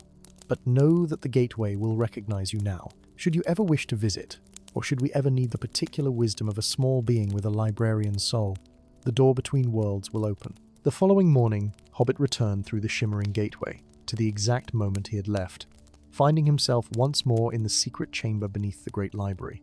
Only a single crystalline page from the Codex, gifted by the Guardians, as both remembrance and credential should he ever return, proved that his extraordinary journey had been more than a scholar's vivid imagination. As he carefully reshelved the cosmographical treatises, Hobbit reflected that the true measure of existence lay not in size or power, but in the unique perspective, each being brought to the infinite tapestry of reality. It was a lesson he would carry with him through the narrow corridors of the library and the wider corridors of life, that even the smallest individual might, at the critical moment, become the crucial thread that holds the fabric of existence together. Story 5. The glass mountain of Avalonia shattered at dusk, its crystalline peak exploding outward in a shower of prismatic shards that painted the twilight sky with fractured rainbows before raining down upon the kingdom like deadly stars. The mountain home to the fabled crystal dragons and their nightly ridershad stood as a beacon of protection for 10 centuries. Its destruction shook the very foundations of the realm, the sound of its collapse echoing across valleys and plains, carrying with it the death knell of an ancient order. Hobbit had been mucking out stables in the lower caverns when the catastrophe began. The small stable hand, barely reaching the height of a knight's waist, felt the first tremors ripple through the stone beneath his feet, moments before the dragon handlers began shouting orders. Their voices, usually calm and measured, now carried an edge of panic that chilled his blood more thoroughly than the mountain's ever-present cool air. "Get the fledglings to the lower chambers," shouted Knight Commander Thalion, his silver armor reflecting the blue-white glow of emergency crystals now pulsing throughout the cavern. "Evacuate all non-essential personnel immediately." Hobbit hesitated, his small hands still gripping a pitchfork amid the fresh hay he'd been spreading. He had dreamed of becoming a crystal knight since first arriving at the mountain 3 summers ago, though. Everyone reminded him constantly that his diminutive stature made such ambitions laughable. Knights were tall, strong, noble-born, not small, orphaned creatures barely tolerated among the stable hands. Another tremor, stronger than the first, sent him stumbling against the stall door. Above, the crystalline ceiling groaned ominously, hairline fractures spreading across its once perfect surface. The dragon whose stall he'd been tending, a young female called Astra, whose scales shimmered with opalescent, light thrashed against her restraints, eyes wide with primal fear. "Easy, lady," Hobbit murmured, moving instinctively to release her tethers. "You need to fly from this place." The moment the restraints fell away, Astra bolted past him, nearly trampling him in her haste to reach the exit tunnel where other dragons and riders were already evacuating. Hobbit turned to follow, but a tremendous crack from above froze him mid-step. The ceiling was giving way. With no time to reach the exit, he dove deeper into the stables, rolling beneath the heavy wooden feeding trough in the last Stala temporary shelter, but better than none. The world collapsed around him in a cacophony of shattering crystal and terrified screams. Dust choked the air, and darkness fell as the illumination crystals were snuffed out by falling debris. When consciousness returned, Hobbit found himself in absolute darkness, the weight of the mountain pressing around his tiny sanctuary. The feeding trough had saved him, creating a pocket of space amid the devastation. Every breath tasted of crystal dust and death. With trembling hands, he felt his way along the confines of his prison, searching for any path to freedom. His fingers encountered something unexpected smooth, warm, curved. Not rubble, not wood, or stone, or crystal. Something alive. A dim glow began to emanate from the object as he touched it, illuminating his surroundings with soft amber light. An egg. A dragon egg, unlike any he had seen before larger. Its surface not the typical faceted crystal of Avalonian dragons, but smooth, with whirls of color that shifted and changed as he watched, like sunlight through stained glass. "The queen's egg," he whispered in awe, recognition dawning. The fabled final offspring of Lumina, the eldest of all crystal dragons, said to contain magic from the first hatching. It had been kept in a chamber above the stables, guarded day and night by elite knights. Now it lay here, somehow unharmed amid destruction. The egg pulsed once, twice, as if responding to his voice. Hours passed as he dug through rubble, the egg secured in a sling he fashioned from his tunic. When he finally broke through to open air, stars glittered coldly in the night sky above the ruined mountain. Where once proud spires of living crystal had reached toward the heavens, now only jagged stumps remained, their surfaces dull and lifeless. Bodies lay strewn among the wreckage knights and dragons alike, their once resplendent forms now broken and still. "Is anyone alive?" Hobbit called, his voice sounding small amid the vast destruction. Only the moaning wind answered, carrying the scent of burned crystal and worse things. He made his way carefully down what remained of the eastern path, the egg growing warmer against his chest with each step. By dawn, he had reached the foothills where a makeshift camp of survivors had gathered, their faces, smudged with soot and tears, turned toward him with the hollow gaze of the newly bereaved. Knight Commander Thalion limped forward, his silver armor cracked and stained, his left arm ending in a hastily bandaged stump. "Boy," he rasped, "you survived." His gaze dropped to the faintly glowing bundle against Hobbit's chest, and something like hope flickered in his eyes. "And you've saved something precious beyond measure." Before Hobbit could respond, horns sounded from the eastern road, not the crystalline horns of Avalonia, but the deeper, brass tones of neighboring Ferron. Thalion's expression hardened. "Empress Morgana wastes no time," he murmured. "Her spies must have informed her of our vulnerability immediately." He gripped Hobbit's shoulder with his remaining hand. "Listen carefully. That egg you carry is more than just the last of its kind. It contains the essence of all crystal dragons, their magic, their wisdom, their very future. Morgana has coveted our dragons for decades, trying to breed her own or steal our secrets. If she captures that egg, she'll control the power of the crystal dragons." Hobbit finished, understanding dawning. "But why would she want power?" Thalion said simply.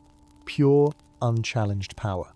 Her iron dragons are formidable war machines, but they lack the true magic of our crystal-born. With this egg, she could create hybrids, bend dragon magic to her will." His grip tightened.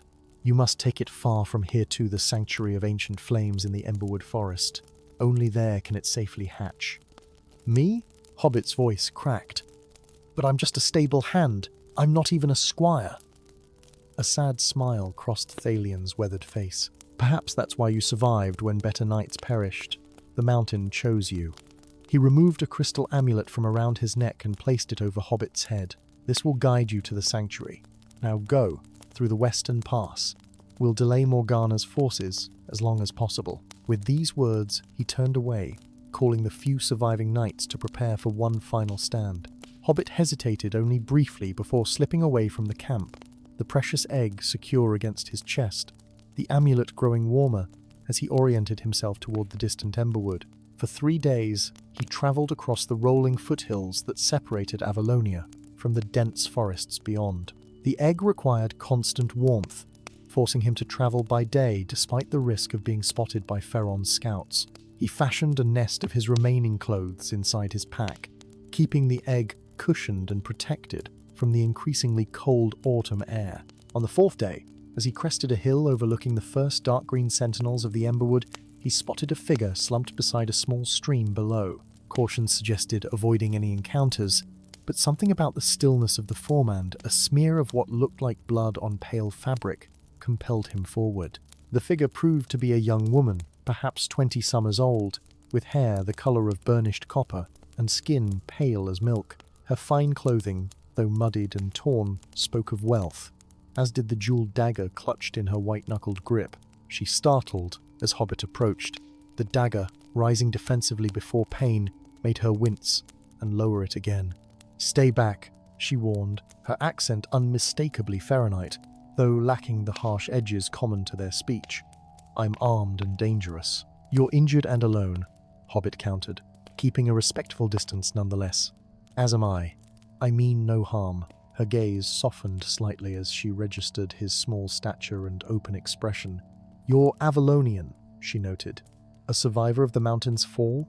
He nodded cautiously. "And you're a long way from Ferron's iron spires." "Farther with each step," Thank the merciful stars. Bitterness tinged her voice. I am Isolde, daughter of Empress Morganor was, until I fled rather than participate in her latest atrocity. Hobbit felt the egg pulse against his chest, as if responding to the name. The crystal amulet around his neck grew suddenly warm. What atrocity would drive a princess to become a fugitive? He asked, though he feared he already knew. Isolde's green eyes, startling in their intensity, fixed on his.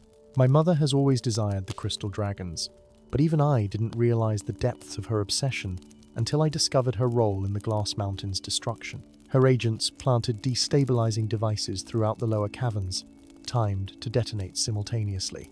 Her voice broke. Thousands dead. An ancient order destroyed all to create chaos she could exploit to seize any surviving eggs or fledglings. Horror and understanding washed over Hobbit in equal measure. Not a natural disaster, he whispered. Deliberate sabotage. When I confronted her, she offered me command of the new dragon corps she planned to create from whatever she captured. Isolde's face contorted with disgust. When I refused, she ordered my arrest for treason. I barely escaped with my life. The egg pulsed again, more insistently, causing a visible glow through the fabric of Hobbit's pack. Isolde's eyes widened. You carry one, she breathed. A crystal dragon egg. Instinctively, Hobbit stepped back, one hand moving protectively to his pack. Why should I trust you? You're her daughter. And you're a stable boy, not a knight, she countered, nodding toward the calluses on his hands. Yet here you are, guardian of perhaps the last crystal dragon egg in existence. She struggled to her feet, wincing as weight fell on her injured leg. We are both far from where we began, defined now by the choices we make rather than the circumstances of our birth. The amulet grew warmer, still against Hobbit's chest. Knight Commander Thalion had told him it would guide him to the sanctuaries it now, guiding him to trust this unexpected ally. I seek the sanctuary of ancient flames, he said finally. Your mother's forces surely hunt both of us. Together, we might stand a better chance of reaching it safely. Isolde studied him for a long moment before nodding. A pragmatic alliance. Though I know little of this sanctuary, I know every patrol pattern and outpost of my mother's forces between here and the Emberwood. She extended her hand. Partners in exile, then? As their hands clasped, the egg between them pulsed with light so brilliant it shone through pack and fabric like a newborn star. In that moment, Hobbit felt something shift in the fabric of his destiny threads that had seemed disconnected now weaving together into a pattern he couldn't yet discern but somehow knew was right. Their journey through the Emberwood tested every ounce of courage and resourcefulness they possessed. Twice they narrowly avoided Ferron patrols, guided by Isolde's intimate knowledge of her mother's military tactics. Once they were forced to hide for a full day in a hollow oak, as ironclad scouts passed so close that Hobbit could count the rivets in their armor. The egg grew warmer with each passing day, its glow now visible even through the pack in daylight. It nears hatching, Isolde observed as they made camp on their seventh night in the forest's depths. We must reach the sanctuary soon. The amulet grows warmer, Hobbit confirmed, removing the crystal from beneath his shirt to reveal its pulsing light. We're close. That night, as Isolde slept, Hobbit sat watching the stars through breaks in the forest canopy. The egg lay beside him, now removed from the pack to benefit from the campfire's warmth. Its surface rippled occasionally, as if the creature within adjusted its position. What will become of us? He whispered to the egg. A stable boy who dreamed too large, a princess who rejected her crown, and the last offspring of a nearly extinct race. What strange fate binds us together? As if in answer, the egg rocked slightly, and a tiny crack appeared along its surface. The final leg of their journey became a desperate race against time. The hatching had begun, yet they still hadn't found the sanctuary. The amulet burned against Hobbit's skin now, guiding them ever deeper into the forest where ancient trees grew so tall and dense that midday resembled twilight beneath their canopy. There, Isolde finally gasped, pointing to a gap between two massive oaks. Do you see it? Beyond the trees lay a perfectly circular clearing where the forest floor gave way to smooth stone arranged in concentric circles. At the center burned a fire, unlike any Hobbit had ever seen, flames of blue and purple, and colors he had no names for, dancing without fuel, casting light, but seemingly no heat. The sanctuary of ancient flames, he breathed. We've found it. As they stepped into the clearing, the egg in Hobbit's arms shuddered violently. Cracks spread across its surface like lightning against a midnight sky. Following instinct he didn't understand, Hobbit placed the egg directly in the mystical fire at the circle's heart. Rather than consuming the egg, the flames enveloped it lovingly, cradling it in tendrils of magical energy. The cracks widened, and light poured forth from within pure crystalline radiance that momentarily blinded both watchers.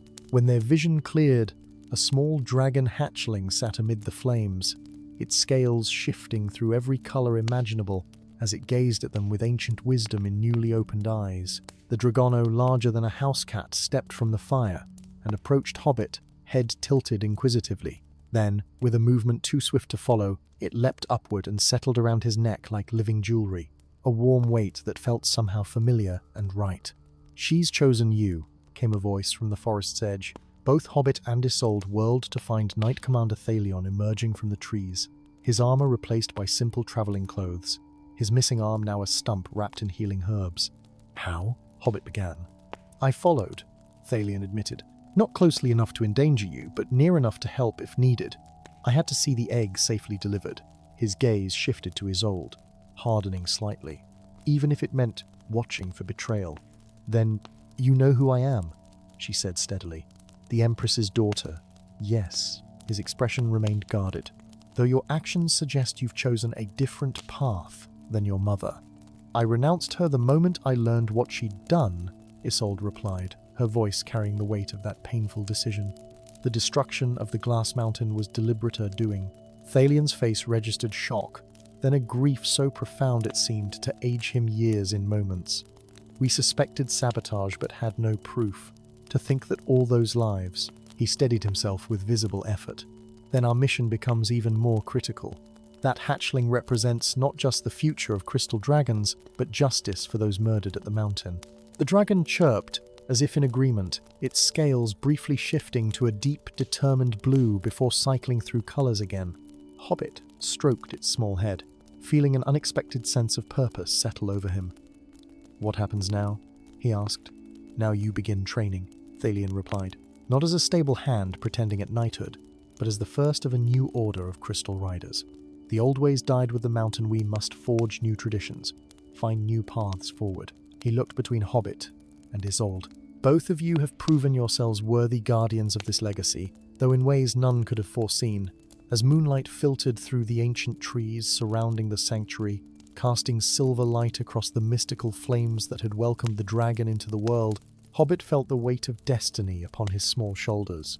Not the destiny he had dreamed of as a stable boy watching knights train in crystal armor, but something both more humble and more profound. He was Hobbit, orphan of unknown parentage, stable hand turned dragon guardian, now tasked with protecting a legacy older than kingdoms. Beside him stood Isolde, princess turned fugitive, whose courage in rejecting tyranny had proven her true nobility. And around his neck perched the last crystal dragona creature of magic and wisdom, whose very existence defied an empress's genocidal ambitions. The path ahead would be fraught with danger. Empress Morgana would not abandon her quest for power, and somewhere within the remaining knights lurked the traitor who had helped plant the devices that destroyed the mountain. Yet as the hatchling nuzzled against his cheek, scales shifting to a warm, confident gold, Hobbit knew with unshakable certainty that they would face these challenges together.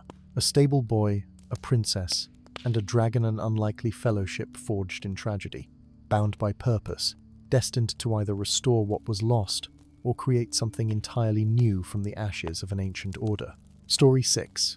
Ink shimmered like liquid starlight across the vast parchment, forming coastlines that had never known the touch of waves and mountains no climber had ever scaled. In the candlelit chambers of the Grand Cartography Guild of Carthagia, Meridian's quill danced with practiced precision, each stroke bringing into existence what had previously been only possibility. The map beneath his hands did not merely represent reality, it created it. Hobbit watched from his small stool beside the master cartographer's desk, his keen eyes following every movement with reverent attention. Though barely reaching the height of Meridian's elbow when standing, Hobbit had proven himself an invaluable assistant over the past 5 years, mixing the special inks whose iridescent properties captured more than just geography, they captured potential. "Hand me the cerulean composite, if you would," Meridian murmured, never lifting his gaze from the map. This river system requires the touch of water that remembers falling as rain. Hobbit selected the correct vial from the dozens arranged on his workbench, each labelled in his meticulous handwriting. The cerulean composite here mixture of crushed sapphires, morning dew collected from lotus blossoms, and the tears of a mermaid glowed with inner luminescence as he carefully transferred a measure into Meridian's inkwell. "The eastern boundary still resists definition," Hobbit observed, noting how the ink seemed to blur and shift along one edge of the emerging landmass. "Perhaps it borders something that already exists." A smile ghosted across Meridian's weathered face. "Astute as always, young friend. Yes, this new realm, Lumeria, shares a planar intersection with the Mistshroud Peninsula. All new creations must connect to the existing world at some point, lest they drift into the void. The void, that terrible nothingness that existed beyond the edges of all maps, the unmapped darkness from which nightmares and forgotten things occasionally emerged." Hobbit shuddered involuntarily at the thought. "Will you name the central mountain range tonight?" he asked, changing the subject as he arranged Meridian's reference materials. The master cartographer's response never came. A sudden stillness fell over the room, a silence so profound it seemed to swallow the crackling of the hearth fire. Hobbit turned to find Meridian frozen mid-stroke, his face a mask of shock and recognition. Before Hobbit could speak, an impossible darkness bloomed in the center of the room, not merely an absence of light, but a presence of nothingness that hurt the eyes to witness. From this darkness stepped a figure wrapped in shadows that moved independently of its form, a tall silhouette whose features remained obscured, save for eyes that gleamed with the cold light of distant stars. "Meridian," the figure spoke, its voice like stone grinding against stone. "The council requires your services once more." The master cartographer's quill clattered to the desk, spattering precious ink across the wooden surface.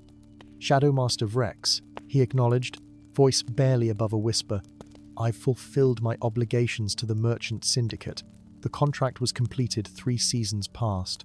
The shadow-wrapped figure glided closer, darkness trailing in its wake.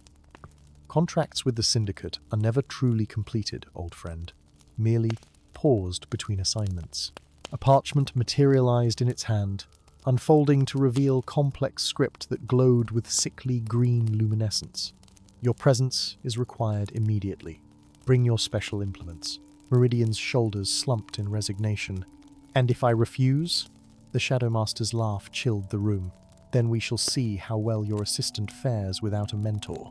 Its gaze shifted to Hobbit, who found himself unable to move beneath the weight of that terrible attention.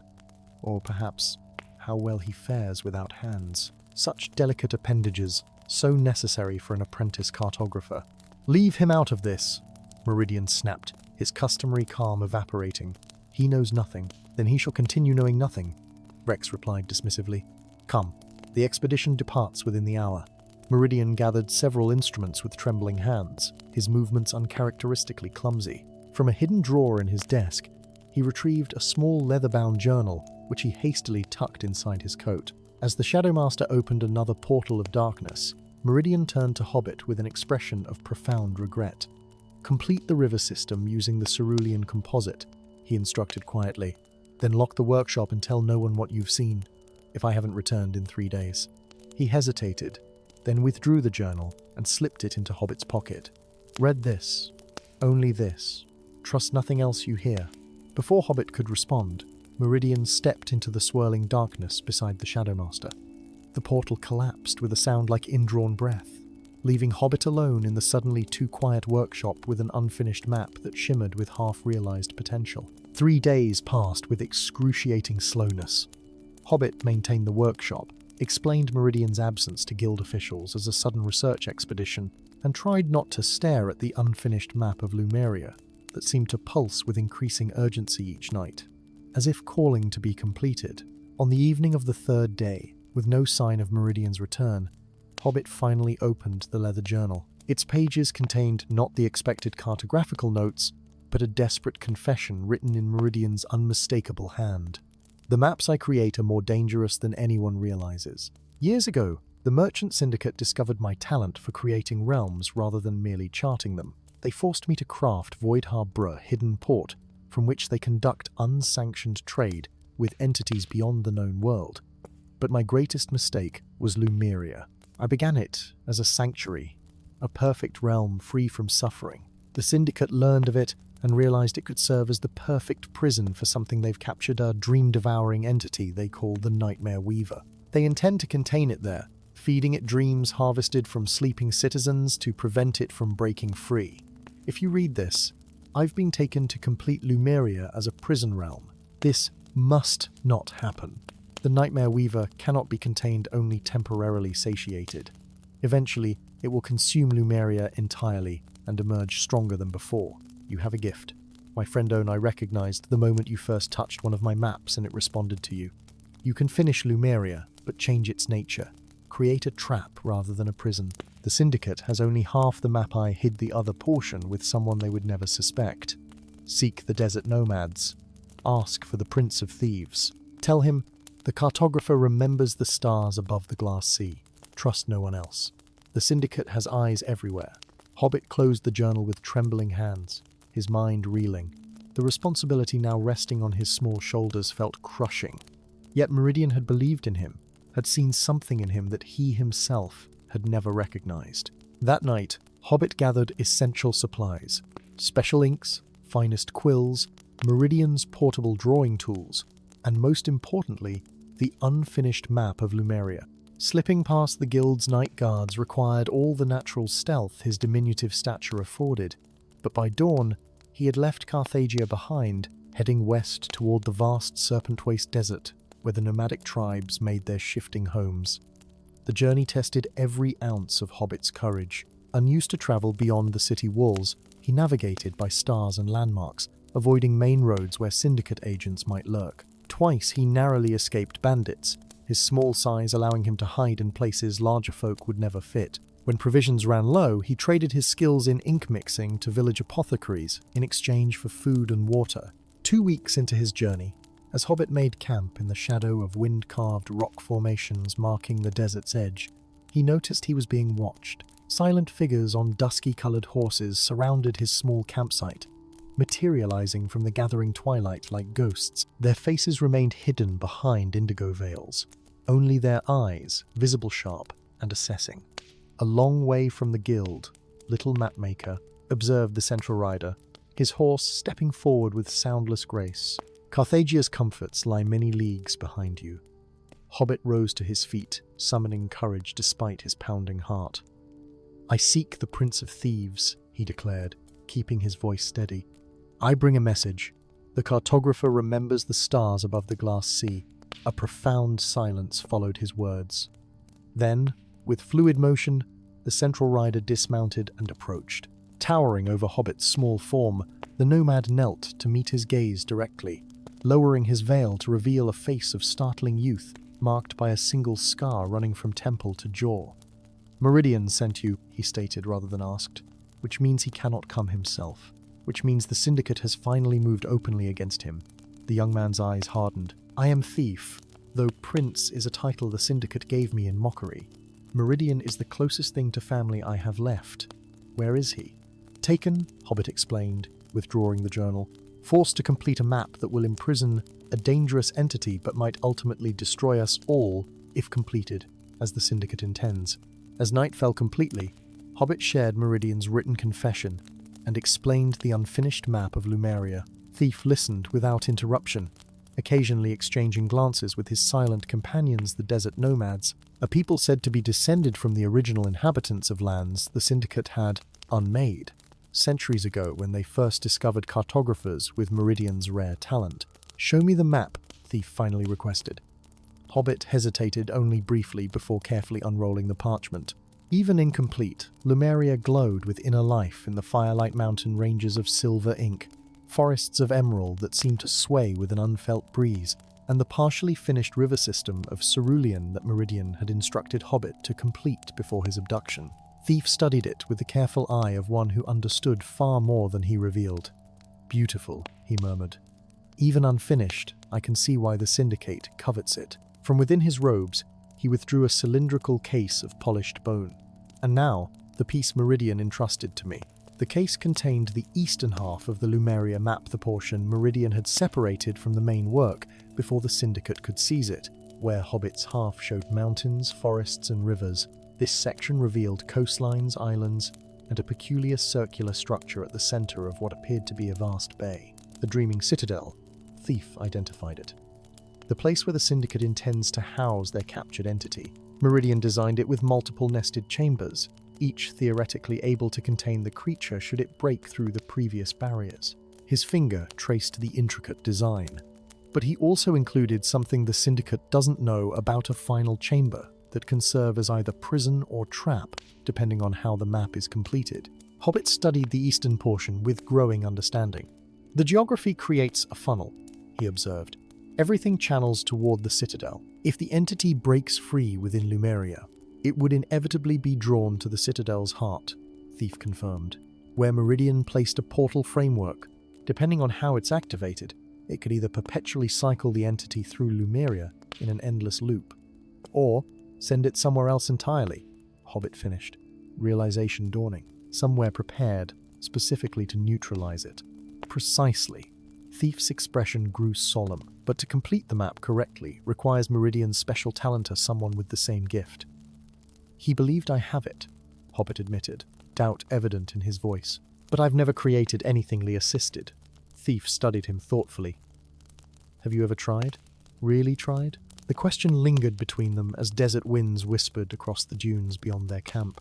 Hobbit had always assumed his role as assistant was defined by his physical limitations, his small hands better suited for mixing inks than creating sweeping cartographical strokes. Yet Meridian had seen something more in him, had trusted him with not only the map, but the knowledge of its true purpose. I'll need to try, Hobbit decided, squaring his shoulders. Meridian needs us to complete Lumeria before the Syndicate forces him to finish their version and that will ultimately fail to contain the Nightmare Weaver. The desert nomads offered their protection and guidance across the Serpent Waste to their hidden stronghold, the Valley of Echoes, where ancient knowledge was preserved from the Syndicate's influence. There, in a chamber whose walls were covered with maps of places that both existed and didn't, Hobbit and Thief carefully joined the two halves of Lumeria with a binding agent made from desert flower nectar and powdered moonstone. For 3 days, Hobbit studied the complete map, understanding its flows and connections, the subtle genius of Meridian's design. On the 4th day, he took up a quill, dipped it in the cerulean composite, and began to work. At first, nothing happened beyond ordinary ink-marking parchment. Then, as Hobbit's confidence grew, the ink began to shimmer with that familiar otherworldly light. The rivers he drew didn't merely appear on the map, they came into being in the reality of Lumeria itself, their courses subtly altered from Meridian's original design to channel energy toward the Dreaming Citadel. It's working, Thief breathed, watching in amazement as Hobbit's small hands moved with increasing surety across the parchment. You truly have Meridian's gift. Over the following weeks, Hobbit completed Lumeria not as the paradise Meridian had originally envisioned, nor as the perfect prison the Syndicate demanded, but as something new, a realm designed to appear as both, while actually functioning as a trap. The Dreaming Citadel, at its heart, would indeed contain the Nightmare Weaver temporarily, but when the entity inevitably broke free, the very geography of Lumeria would channel it toward the hidden portal in the Citadel's deepest chamber. Where will it go? Thief asked, as Hobbit made the final adjustments to the portal configuration. When it enters the portal, where will you send it?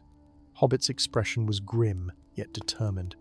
Back to the void from which the Syndicate summoned it. The portal will open briefly, expel the entity, then seal permanently, cutting off Lumeria from both our world and the void. Sacrificing an entire realm to save ours, Thief observed. Meridian would be proud.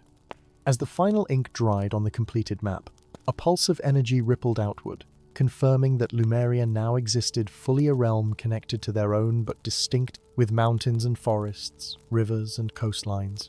And at its heart, a citadel waiting to serve its true purpose. Now they needed only to rescue Meridian before the Syndicate realized their plan had been discovered. With the map secure in its cylindrical case and the desert nomads preparing for battle, Hobbit felt a strange new confidence growing within him. He had discovered a talent he never knew. He possessed the ability to create worlds, rather than merely exist within them. Whatever challenges lay ahead in confronting the Merchant Syndicate and the terrifying Shadowmaster Vrex, Hobbit would face them with the knowledge that size had never been the measure of his potential. In his small hands lay the power to create realms, or unmake thema responsibility, that would define not only his future, but the safety of the world he had always called home. Story 7. The first stars appeared in the twilight sky above the withered plains of Amberdale, their light offering little comfort to the parched land below. Where once verdant meadows had stretched to the horizon, now only cracked earth remained, pale and lifeless as ancient bone. 3 years had passed since the last proper rainfall, 3 years of watching crops wither, wells run dry, and hope fade from the eyes of villagers. Hobbit knelt beside what had been his prized silverleaf tree, its once magnificent canopy now reduced to brittle twigs. His small hands, calloused yet gentle, cupped the base of its trunk, where a single shoot of green struggled against the inevitable. A soft blue glow emanated from his palms as he channeled his healing gift into the dying plant, willing it to draw moisture from deep below the surface. "Live," he whispered, brow furrowed with concentration. "Please live." For a moment, the shoot strengthened, its color deepening to a healthy emerald. Then, as quickly as it had responded, it withered, curling inward as it browned and crumbled to dust between his fingers. Hobbit sat back on his heels, exhaustion etched across his face. His gift, which had once brought renown throughout the southern provinces, had proven useless against the relentless drought. He could heal individual plants, coax growth from the most damaged specimens, but without rain, his efforts merely prolonged the inevitable. Still trying to save the unsavable, the voice belonged to Elder Mara, her ancient frame silhouetted against the darkening sky. "The caravan departs at first light. You should be preparing." "I know," Hobbit replied, rising to his feet. Though barely reaching the height of a human child, he stood with quiet dignity. "I just thought. One more attempt." Elder Mara's weathered hand rested briefly on his shoulder. "If anyone could have saved our lands through skill alone, it would have been you. But this drought defies natural remedy." Her gaze drifted to the northern horizon. "The Crystal Lake remains our only hope." The Crystal Lake, a place of legend more than geography, its location marked on few maps. Every century, when the celestial alignment reached perfect congruence, its waters hosted the dance of the blue flame's ethereal fire that granted a single wish to the one with purest intent. Many dismissed it as mere folklore, but for the desperate villagers of Amberdale, folklore offered more hope than an empty sky. "I won't fail," Hobbit promised, his voice stronger than he felt. "I'll bring the rain back to Amberdale." Dawn found him at the village outskirts, a small pack containing dried provisions and medicinal herbs slung across his back. The caravan Elder Mara had mentioned consisted of just one weather-beaten cart, pulled by an elderly mule village, could spare no more resources for what many considered a fool's errand. The few remaining able-bodied villagers were needed to dig ever deeper wells and forage farther afield. "The journey takes 2 weeks on foot," the cart driver informed him gruffly. "I can take you as far as the Mistral Crossroads, but beyond that, the path grows too narrow for wheels. You'll walk the final stretch alone." Hobbit nodded, accepting this reality as he had accepted so many others since the drought began. As a healer whose gift failed when most needed, as a small being embarking on a quest normally reserved for heroes of greater stature, he had grown accustomed to defying expectations. The first week of travel passed without notable incident, the landscape gradually transitioning from barren plains to scrubland, where hardy brush clung tenaciously to life. At Mistral Crossroads, Hobbit bade farewell to the cart driver and continued northward alone, following an ancient path marked by stones, carved with symbols few still remembered how to read. On the 10th day, as he navigated a steep ravine, the silence shattered with the unmistakable sounds of combat steel striking steel, grunts of exertion, and the distinctive twang of a crossbow. Instinct urged caution, yet curiosity and concern propelled him forward. Peering from behind a boulder, he witnessed the conclusion of an uneven battle. A lone swordsman stood surrounded by 4 attackers, his back pressed against the ravine wall. Blood seeped from a crossbow bolt embedded in his shoulder, yet he maintained his defensive stance with remarkable composure. His opponents, clad in mismatched armor bearing a crimson sigil, closed in for the kill. What happened next occurred with little conscious thought on Hobbit's part. His hands found the smooth stones that lined the ravine floor, and with the surprising accuracy his kind was known for, he launched a barrage at the attackers. The distraction proved sufficient for the wounded swordsman to dispatch 2 opponents with quick, efficient strikes. The remaining assailants, recognizing the shifted odds, fled into the surrounding brush. An unexpected ally, the swordsman remarked, wincing as he examined his wound. Tall and lean, with features sharpened by hard living, he regarded Hobbit with a mixture of curiosity and calculation. Though I confess, I've never been rescued by one of the small folk before. I'm Hobbit, he replied simply, already assessing the injury with a healer's eye. That bolt needs removal before infection sets in. A smile flickered across the swordsman's face. Voss, he offered in return, and I accept your professional opinion, though I question whether those hands can manage the task. In answer, Hobbit merely gestured for Voss to sit. From his pack, he produced a small kit of surgical tools and healing herb stools precisely scaled for his size, but no less effective for it. With methodical care, he extracted the bolt, cleansed the wound with a tincture that made Voss hiss through clenched teeth, then applied a poultice that immediately eased the pain. You have a gift, Voss observed as Hobbit bandaged his shoulder. Rare, that. Most healers require years of training to achieve half your skill. Hobbit's hands paused momentarily. A gift that fails when needed most, he replied, the bitterness in his voice surprising even himself. Briefly, he explained his journey's purpose: the drought-stricken village, the crystal lake, the blue flames that appeared once every century. Voss listened with increasing interest. When Hobbit finished, the swordsman gazed northward, something unreadable flickering in his eyes. As it happens, I travel in that direction myself, he said carefully. These hills grow dangerous near the approach to Crystal Lake. Many seek the blue flames this season, not all with noble intent. You know of the lake? Hobbit asked, surprise evident in his voice. More than most, Voss confirmed. I've served as guide to those seeking its magic before. He gestured to the ravine's exit. I offer my sword in exchange for your healing. The journey is perilous for one travelling alone, especially one of your stature. Lord Kane's instructions had been explicit. Intercept anyone approaching Crystal Lake and ensure they arrived too late for the celestial alignment. The aging nobleman had spent decades preparing for this opportunity, studying ancient texts, positioning agents throughout the region, eliminating potential rivals. Immortality, that was Kane's wish. Eternal life to continue building his mercantile empire, his influence already stretching across 3 kingdoms. The price of failure, Kane had made clear, would be Voss's sister, held as honoured guest in the nobleman's coastal fortress. Yet as days passed in Hobbit's company, Voss found his resolve weakening. The small healer spoke of his drought-stricken village without self-pity, of his failed attempts to save the land with an honesty that bordered on painful. Each evening, Hobbit would kneel beside some struggling plant they encountered on their journey, channeling his gift to strengthen it before continuing onward. The simple decency of these acts stirred something long dormant in Voss's cynical heart. Why plants? He asked on their 4th evening together, watching as Hobbit tended a scraggly thorn bush.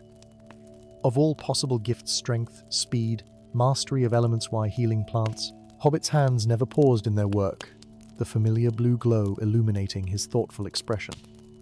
Because plants are the foundation, he answered simply. They feed us, shelter us, heal us, clothe us. When they thrive, all life thrives with them. He looked up, meeting Voss's gaze. What greater gift could there be than nurturing the foundation of life itself? The question lingered between them, unanswerable, yet profound. On the eve of the celestial alignment, they crested the final ridge to behold Crystal Lake spread before Thema-perfect circular body of water nestled within ancient caldera walls. Its surface reflected the star-filled sky with such precision that the boundary between water and air seemed non-existent, creating the illusion of a portal to another realm. They were not alone. Dozens of pilgrims had gathered along the shoresome in groups, others maintaining solitary vigil. All eyes watched the heavens where 3 moons approached perfect alignment above the lake's center. We made it, Hobbit breathed, relief and apprehension mingling in his voice. Voss said nothing, his features rigid with conflict. His moment of decision had arrived, yet the choice that had seemed so clear weeks ago now clouded with doubt. A movement across the lake caught his attention. Procession of black-robed figures escorting a palanquin of crimson silk. Even at this distance, Voss recognized Lord Kane's standard. "There's something you should know," he began, turning to Hobbit. The small healer's attention, however, had fixed upon the lake itself, where the water had begun to shimmer with otherworldly light.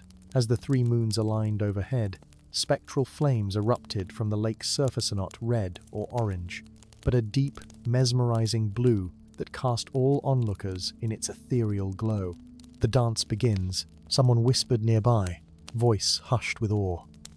The blue flames did indeed appear to dance, weaving across the water's surface in patterns too perfect for randomness, yet too fluid for design. They congregated toward the lake's center, forming a pathway that stretched from shore to the exact point beneath the aligned moons. From the opposite shore, a commanding voice rang out, "Stand aside! By right of nobility and greater purpose, Lord Kane claims the flame's blessing." The black-robed figures parted to reveal an elderly man leaning heavily on a jeweled staff, his once powerful frame now bent with age. Despite his physical deterioration, his eyes burned with fanatical intensity as they swept the gathered crowd, fixed with sudden shock upon Hobbit. "Impossible," the nobleman breathed, loud enough to carry across the water. After all these years, confusion furrowed Hobbit's brow. "I don't understand. Who is he?" "Lord Kane of the Eastern Marches," Voss answered, realization dawning as pieces aligned in his mind. "The man who hired me to prevent others from reaching the lake, though I find myself unable to complete that task." He studied Hobbit with new understanding, "And it seems he knows you, though you don't remember him." Before Hobbit could question further, the blue flames surged upward, forming a towering figure that addressed the gathered pilgrims in a voice like breaking waves. "The dance occurs once per century, offering one wish to a heart untainted by selfish desire. Approach, petitioners, and be judged."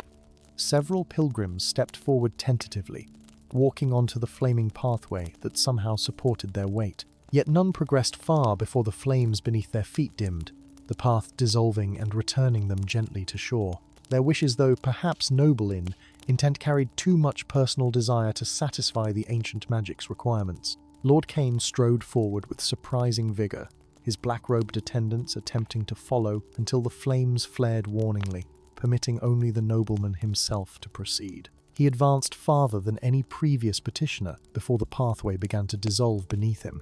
"No!" he cried out, desperation cracking his aristocratic composure. "I've waited too long, sacrificed too much." As Kane stumbled back to shore, his gaze locked once more on Hobbit with an intensity that bordered on madness. "You?" he snarled, pointing a trembling finger. "You should not exist. I ended the bloodline myself." The accusation hung in the air, incomprehensible yet weighted with terrible implication. Before Hobbit could respond, Voss stepped protectively before him, sword half drawn. "Your turn," the swordsman said quietly. "Make your wish for rain. Save your village." Hobbit nodded, squaring his small shoulders before stepping onto the flaming pathway. The blue fire felt cool beneath his feet, supportive and almost welcoming as he walked steadily toward the center of the lake. Unlike the others, the pathway remained solid, brightening with each step until he stood directly beneath the aligned moons. Here, surrounded by spectral flames that now rose like walls around him, the flame figure addressed him directly. "Your heart seeks to end drought not for glory or gratitude, but to restore balance to land and community alike. Such desire aligns with our purpose." The figure's featureless face inclined toward him. "Yet you must understand all magic demands exchange. The rain you seek requires sacrifice of equal value." "I offer myself," Hobbit replied without hesitation. "If my life brings water to Amberdale, I give it freely." A sound like gentle laughter rippled through the flames. "Noble, but misguided. The sacrifice required is not of life, but of gift. To bring water, you must relinquish your power to heal the growing things of the earth. Balance demands I-tone nurturing force, exchanged for another." Understanding dawned with painful clarity. His gift, the ability that had defined his existence, provided purpose and identity, would be the price of his village's salvation. For a moment that stretched into eternity, Hobbit stood silent, facing the most difficult choice of his life. On shore, Voss watched with growing concern as Kane conferred urgently with his robed attendants, their agitation evident even at a distance. Whatever connection existed between the nobleman and Hobbit clearly transcended the current momenta history, unwritten, yet profoundly consequential. "Your answer?" the flame figure prompted. Hobbit closed his eyes, seeing in memory the silverleaf tree crumbling despite his best efforts, the parched fields of Amberdale, the hollowed cheeks of children whose growth slowed as food grew scarce. His gift had brought joy in times of plenty, but proved insufficient against true catastrophe. "I accept the exchange," he said finally, voice steady despite the sacrifice it represented. "Take my gift and bring rain to the southern provinces." The moment the words left his lips, the blue glow that had always emanated from his hands when healing began to separate from his body wisps of luminous energy streaming upward to join the spectral flames. As the last traces departed, Hobbit felt an emptiness within, a hollowness where his connection to growing things had resided. Simultaneously, the aligned moons began to shimmer, their light intensifying until it seemed to liquefy, pouring downward in radiant streams that pierced the gathering clouds. Thunder rolled across the caldera as precipitation began not just above Crystal Lake, but extending outward in expanding circles that would eventually reach even distant Amberdale. As Hobbit turned to retrace his steps to shore, a commotion erupted. Lord Kane had broken through the line of attendants and now stood at the water's edge, his jeweled staff raised menacingly. "You don't understand what you are," the nobleman shouted, his composure fully shattered. "What do you represent? The bloodline was supposed to end that night, the night I burned your ancestors' village to ashes." The accusation froze Hobbit mid-step. Ancestral memories stirred stories passed down through generations of a great fire that had driven his people from their original homeland, dispersing them across the southern kingdoms. 3 centuries I've waited," Kane continued, his voice rising to a fevered pitch. 3 centuries, sustained by lesser magics while searching for the blue flames. Your kind was meant to be extinct before I claimed immortality. With terrible clarity, Hobbit understood.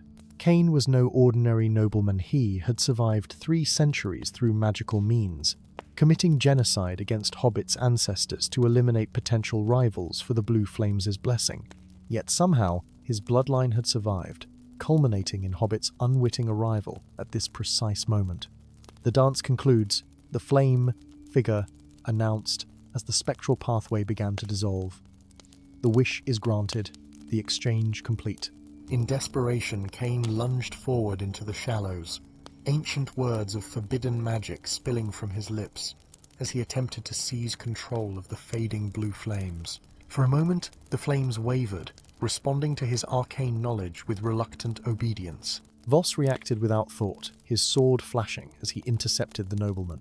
"Some wishes deserve denial," he stated grimly before striking with precision born of years as a blade for hire. Kane crumpled, his centuries-old existence ending not with the immortality he had sought, but with the same mortality he had inflicted on countless others. As his body touched the lake's surface, it dissolved into motes of light that scattered across the water like fallen stars. When Hobbit reached shore, the rain had intensified, soaking pilgrims who laughed and danced with joy at witnessing the ancient miracle. Despite his personal loss, a profound peace settled over him. His village would survive, though he would never again feel the intimate connection to growing things that had defined his existence. "What will you do now?" Voss asked quietly, sheathing his blade. "Return to Amberdale?" Hobbit gazed southward, where storm clouds raced ahead of them, carrying precious moisture to parched lands. "Eventually," he replied. "But first, I think I'd like to understand more about Lord Kane, about my ancestors, about myself." He looked up at his unlikely companion. "Would you consider extending our arrangement? Your sword for, well, not my healing anymore, but perhaps my friendship?" Voss studied the small figure before him, being who had sacrificed his defining gift without hesitation to save others, who had walked a path of flame where those physically stronger had faltered. In Hobbit, he recognized something his years of mercenary work had nearly convinced him no longer existed: genuine heroism unbound by physical stature. "My sword and my loyalty," Voss amended with a respectful nod, "though I suspect, small friend, that even without your gift, your journey has only just begun." Above them, The three moons separated from their perfect alignment as the last of the blue flames faded back into Crystal Lake's depths. They would not dance again for another century, but their impact in a drought-stricken land, on an ancient vendetta finally concluded, and on two unlikely companions bound by shared experience, would ripple outward like the rain itself, nurturing new possibilities in its wake. Story 8. The forges of Dwarrenforge never slept. Day and night, the rhythmic percussion of hammers striking anvils echoed through the cavernous halls, carved into the heart of Mount Caladim. Rivers of molten metal flowed through channels in the stone like veins of liquid fire, while the air shimmered with heat and arcane energy. This was the realm of the dwarven master crafters, whose weapons and armor were prized throughout the Seven Kingdoms. Yet even among these legendary smiths, one forge stood particulated in a secluded chamber accessible only through a hidden passage behind the great waterfall. Here worked Grimir Soulforge, last practitioner of the forbidden art of soulbinding. His massive frame, corded with muscles that had not weakened despite his 3 centuries of life, bent over an anvil of obsidian that seemed to drink in the light rather than reflect it. And beside him stood Hobbit, an apprentice who seemed almost comically mismatched to the task. Where Grimir was all hard angles and weathered strength, Hobbit barely reached the height of the dwarf's waist, with nimble fingers better suited to gardening than metalwork. His homeland lay far to the south, in the gentle green hills where his kind tended crops and lived in peaceful burrows. How such a small being from the verdant lands had come to apprentice under the most feared and respected smith in Dwarrenforge was a tale whispered throughout the mountain, also usually accompanied by wagers on how long the little one would last before fleeing back to the sunshine. "You're holding back again," Grimir's voice rumbled like distant thunder as he watched Hobbit tentatively tap a glowing rod of metal. "Strike with purpose or don't strike at all. The metal knows your hesitation." Hobbit adjusted his grip on the hammer, its weight still unwieldy in his small hands despite months of practice. "I fear damaging the soul vessel, Master Grimir." The ancient dwarf's laugh held little humor. "Damage? Boy, you couldn't dent butter with that tap." He took the hammer from Hobbit's hands and demonstrated with a single precise blow that shaped the metal exactly as intended. "The vessel must be formed with conviction, or it will never hold the essence we place within." This was Grimir's true art, not merely crafting weapons of exceptional quality, but creating receptacles that could contain the souls of fallen warriors, preserving their knowledge and power for future generations. Each artifact housed a single spirit, willingly given in the moments before death by the greatest heroes of the Dwarven Kingdoms. "Perhaps I'm simply not meant for this work," Hobbit sighed, flexing his blistered hands. "Everyone says I'm too small, too weak." "Everyone is a fool," Grimir interrupted sharply. "Size means nothing to the flame. I chose you for reasons beyond strength of arm." The master smith's eyes, the color of burnished copper, regarded his apprentice with an intensity that had always made Hobbit slightly uncomfortable. "There is more to soul binding than hammer and tongs. Remember that." Before Hobbit could press for elaboration, a bell chimed somewhere in the distance 3 sharp notes, followed by 2 long tones. Grimir's expression darkened. "The conclave summons," he muttered. "Unexpected and unwelcome." Turning to Hobbit, he pressed a small iron key into the apprentice's palm. "Continue working the vessel. If I have not returned by midnight, open the cabinet beneath my sleeping pallet. You'll find instructions there." "Instructions for what?" Hobbit asked, suddenly uneasy. Grimir's smile was grim. "Let us hope you need not find out." Hours passed as Hobbit continued his work alone, his small but determined strikes gradually shaping the metal into something that, if not perfect, was at least recognizable as the hilt of a dagger. The great forge chamber, usually alive with Grimir's booming voice and ceaseless activity, felt unnervingly silent, save for the hiss of cooling metal and the distant rumble of the mountain's heart. When midnight came with no sign of his master, Hobbit reluctantly used the key to open the cabinet. Inside lay a leather-bound journal, its pages covered in Grimir's distinctive angular script, and beside it, something wrapped in cloth that pulsed with a subtle light. Unwrapping it revealed a hammer unlike any Hobbit had seen before, the head forged from a silvery metal that seemed to shift and flow like quicksilver. The handle wrapped in leather, darkened by centuries of use. The first page of the journal bore a message that chilled Hobbit's blood. "If you read these words, I have been betrayed. The cult of empty masks has finally moved against me, seeking what I have protected for a century. Trust no one wearing the silver sigil of the royal house. Take soul render me Hammerand the axe from the hidden vault. Flee Dwarren Forge. The souls in your care will guide you to safety. As if summoned by these words, a commotion erupted in the passageway leading to the forge, the heavy tread of armored boots and the clatter of weapons. Hobbit barely had time to conceal the journal and hammer in his tunic before the chamber doors burst open. 6 dwarven guards entered, their armor bearing the Silver Mountain sigil of the royal house of Dwarren Forge. Behind them came a 7th figure, taller and more slender, face concealed behind a mask of polished silver that reflected the forge's firelight in unsettling patterns. "Where is Grimir Soulforge?" the masked figure demanded, voice muffled and distorted.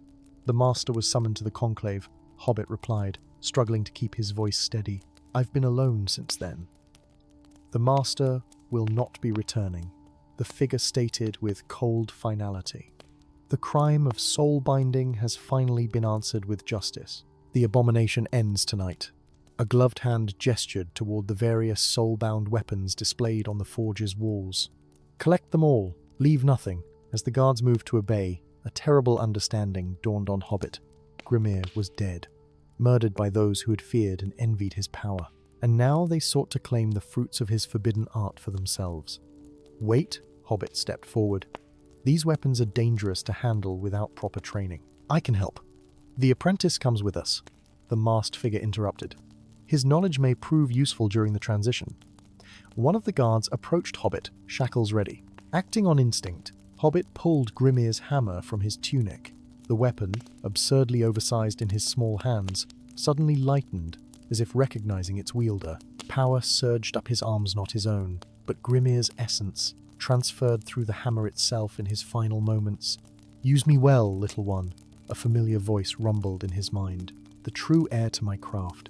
With strength he had never possessed, Hobbit struck the stone floor. The impact released a shockwave that knocked the guards off their feet and cracked the very foundation of the chamber. Taking advantage of the confusion, he darted between fallen dwarves and raced toward the forge's rear wall, where a hidden mechanism known only to Grimir, and now revealed in the knowledge transferred to Hobbit, opened a concealed passage. Behind him, the masked figure's voice rose in fury. "Stop him! He must not reach the king's axe." The narrow passage wound downward into darkness, illuminated only by the faint glow emanating from Soul Render. Hobbit navigated by instinct and borrowed memory, Grimir's knowledge guiding his steps. The passage ended at a circular chamber where a single weapon hung suspended in a column of blue lighter, massive battle axe, whose blade bore inscriptions in ancient dwarven runes. As Hobbit approached, the axe pulsed with recognition. The soul bound within Itolda and more powerful than any Grimir had crafted reached out to his consciousness. At last, a voice like mountains speaking resonated in his mind. "A century I have waited, preserved by my loyal smith, for this moment. Take me, small one. My murder must be avenged." Hobbit hesitated, overwhelmed by the implications. "Your king Thordak Ironheart. The histories say you died in battle against the trolls of the eastern wastes." A rumble of bitter amusement filled his thoughts. "History is written by the victorious. I fell not to trolls, but to treachery poison, administered by my own blood. My son could not wait for natural succession." The sound of pursuit grew louder in the passage behind him. With no time for further contemplation, Hobbit grasped the axe's handle. Despite its enormous size, it lightened in his grip, just as the hammer had done, adjusting to its new wielder through magic beyond his understanding. Armed with both Soul Render and King Thordak's axe, Hobbit faced the chamber's far wall, where Grimir's transferred knowledge revealed another hidden exit. This one, however, would require the sacrifice of blood to open. A small cut on his palm, a press of bloodied flesh against ancient stone, and the wall shimmered into transparency, revealing a tunnel that sloped upward toward the mountain's outer reaches. Hobbit slipped through just as the first of his pursuers reached the vault chamber. "He has the king's axe," the masked figure's voice echoed with fury and fear. "Find him! The truth must remain buried." Days blurred together as Hobbit fled through the lesser-known passages of Dwarren Forge, evading search parties through knowledge gleaned from the souls he now carried. Grimir's essence guided him through forgotten mining tunnels, while King Thordak's memories revealed hidden exits unknown even to the current rulers. When he finally emerged above ground, Hobbit found himself on the mountain's far side, overlooking a valley he had never seen before. The night sky stretched above him, stars glittering like scattered diamonds on velvet. After months in the mountain's depths, the openness felt simultaneously liberating and terrifying. "What now?" he whispered to his unusual companions. "Now we gather strength," Grimir's essence responded. "The cult of empty masks will not stop hunting you. They seek not just the weapons, but the knowledge of soul-binding itself." "And justice for my murder," King Thordak added. "My grandson now sits upon the throne of Dwarrenforge, continuing the deception begun by his father. He leads the cult, fearing that my return would reveal the truth of his bloodline's illegitimate claim." Hobbit sank down upon a boulder, the weight of his situation suddenly overwhelming. He was no warrior, no revolutionary, just a small gardener who had sought adventure and found himself the custodian of ancient powers and dangerous secrets. "Why me?"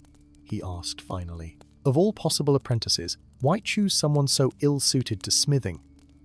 The sensation of Grimir's rumbling laughter filled his mind. "Because soul-binding carries a terrible temptation, little one. The power to command the knowledge and abilities of great heroes seduces even the strongest hearts. Your perceived weakness was your greatest strength and natural resistance to corruption, precisely because you have no hunger for power. Your soul remains your own, unclouded by ambition. A vessel must be formed with conviction." Hobbit recalled his master's words, understanding at last their deeper meaning. "But it must also remain true to itself, or it cannot safely contain what is placed within." "Just so," Grimir confirmed. "Now you begin to understand why you were chosen." As dawn broke over the eastern horizon, painting the sky in hues of amber and rose, Hobbit stood facing the unknown lands beyond the mountain. The path ahead would be Dangeroo shunted by the cult, bearing artifacts of immense power, and tasked with revealing a century-old royal assassination. Yet for the first time since beginning his apprenticeship, he felt a sense of purpose beyond mere metalwork. He was Hobbit, reluctant heir to the art of soul-binding, too small for the forge by conventional wisdom, yet precisely right by measures more profound. In his hands, he held not just weapons, but the legacy of heroes who had entrusted their eternal essence to his care. "We go north," he decided, the hammer and axe strapped to his back in a configuration that would have looked comical were it not for the palpable power they radiated. "To the free cities, where dwarven influence is weaker. We'll find allies there, those who remember King Thordak's true reign and will stand against the corruption that has festered since his death." As he took his first steps down the mountain path, Hobbit felt the souls of Grimir and Thordak stir with approval. The journey would be long and the dangers many, but he was no longer alone. He carried within him the wisdom of ages and the fire of righteous purpose aflame that, like the forges of Dwarrenforge themselves, would not easily be extinguished. Story 9. The forest of Elador stretched across the northern reaches of the realm, like a verdant sea, its canopy shimmering with leaves that caught sunlight and transformed it into 1,000 shades of emerald. At its edge, where ancient sentinel oaks stood as guardians between the forest and the outer world, Hobbit knelt beside a fallen sapling, his small fingers gently tracing the blackened veins that had spread through its once vibrant leaves. "What happened to you?" he whispered, closing his eyes to better sense the plant's fading life force. Unlike others of his diminutive kind who typically busied themselves with commerce or crafts, Hobbit had always felt the silent language of growing things a gift that had earned him both respect and suspicion among the forest-dwelling communities. The sapling offered no response, its essence already faded beyond communication, but as Hobbit's awareness expanded to the surrounding trees, a chorus of distressed murmurs reached his consciousness, whispers, too faint for most to perceive, yet to him as clear as spoken words. Pain, darkness spreading. The old pact weakens. Hobbit's eyes snapped open. For months, trees throughout Elador had been mysteriously withering, their ailment defying the healing arts of even the most skilled elven botanists. Simultaneously, elves had begun to vanish without explanation over 30 disappearances, with no bodies discovered, no signs of struggle. Rising to his feet, Hobbit gathered his herb-collecting satchel and the small crystal pendant he used to focus his communion with plants. The message he'd received was the clearest yet. and he could no longer ignore the growing certainty that these events portended something catastrophic. The path to Silverhaven, the elven city nestled in the forest's outer ring, wound through increasingly unhealthy woodland, where once an impenetrable canopy had filtered sunlight into a dreamy haze. Gaps now appeared where majestic crowns had thinned or perished entirely. The forest floor, typically a lush carpet of ferns and moss, showed patches of barren earth like wounds in the land itself. As he approached the city's living gates arches formed by trees coaxed into shape through ancient elven magic, Hobbit noted the unusual number of armed sentinels. The graceful elven warriors, typically serene and welcoming, now regarded all visitors with thinly veiled suspicion. "Halt!" Gardenkeeper commanded a silver-armored guard, her slender hand resting on a curved blade at her hip. "State your purpose in Silverhaven." "I seek an audience with Archmage Sylvaneth," Hobbit replied, his voice steady despite the guard's intimidating presence. "The trees speak of growing darkness. I believe my mentor should hear what they've told me." The mention of Sylvaneth, the realm's most revered elven sorcerer, and Hobbit's occasional instructor in botanical magic, earned him a reluctant nod. He was escorted through the city's winding pathways, acutely aware of the unnatural silence. Silverhaven should have resonated with song and conversation, with artisans at work and children at play. Instead, doors remained closed, windows shuttered, faces peering out briefly before withdrawing from sight. The Archimage's tower rose from the city's center, not built, but grown a massive oak coaxed over centuries into a spiraling structure that reached toward the heavens. Usually teeming with apprentices and scholars, today the tower stood eerily quiet, its entrance guarded by mages whose hands crackled with barely contained arcane energy. "The Archimage is not receiving visitors," announced an elderly elf with a silver circlet denoting his status as chief advisor. "He prepares for the convocation of renewal and cannot be disturbed." "Please," Hobbit persisted. "The trees speak of the old pact weakening." "If that's true, then it is a matter for elven authorities," interrupted a new voice, rich with authority and barely concealed disdain. A tall figure descended the tower's spiraling exterior staircasia, human man clad in ceremonial armor, bearing the royal crest of High Crown, the human kingdom bordering Elador's southern edge. His bearing spoke of nobility, his expression of arrogance. Prince Rowan, the chief advisor, bowed slightly. "I was not aware you had concluded your meeting with the Archimage." "There was little left to discuss," the prince replied dismissively. His gaze fell upon Hobbit, eyes narrowing. "The human kingdoms grow concerned with these disappearances, especially now that several human foresters have vanished as well.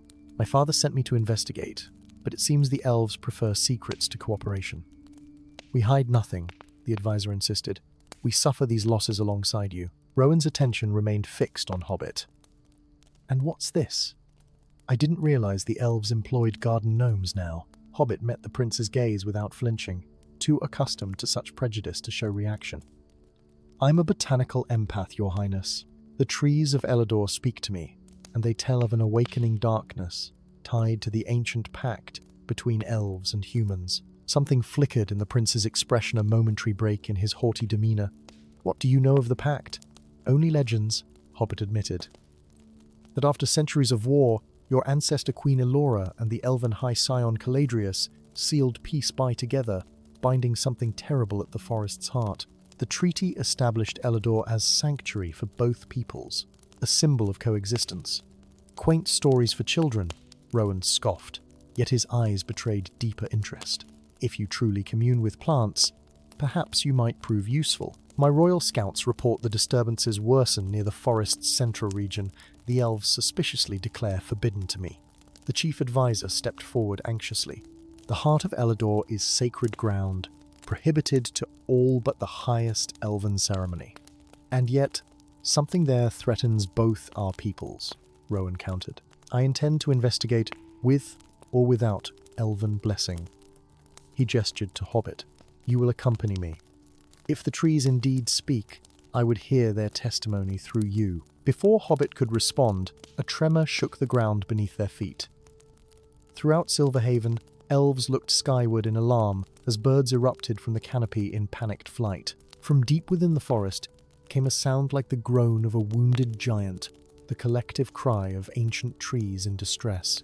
The whispers in Hobbit's mind intensified to near-deafening volume, a cacophony of desperate warnings that drove him to his knees. Through the chaos of voices, one message emerged with terrifying clarity.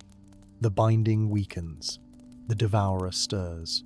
The forest will feed its awakening. When Hobbit's senses cleared, he found Prince Rowan crouched beside him, previous contempt replaced by grudging concern. "What did you hear?" the prince demanded. "Something imprisoned at the forest's heart is breaking free," Hobbit explained, struggling to his feet. "The trees call it the devourer. They say it feeds on life essence, explaining both the withering trees and disappearances. Someone deliberately weakens the magical binding that has contained it for centuries." The chief advisor had gone pale. "Impossible. The binding is sustained by the combined power of human and elven magic. It cannot be broken unless—" He stopped abruptly, horror dawning on his ancient features. "Unless what?" Rowan pressed.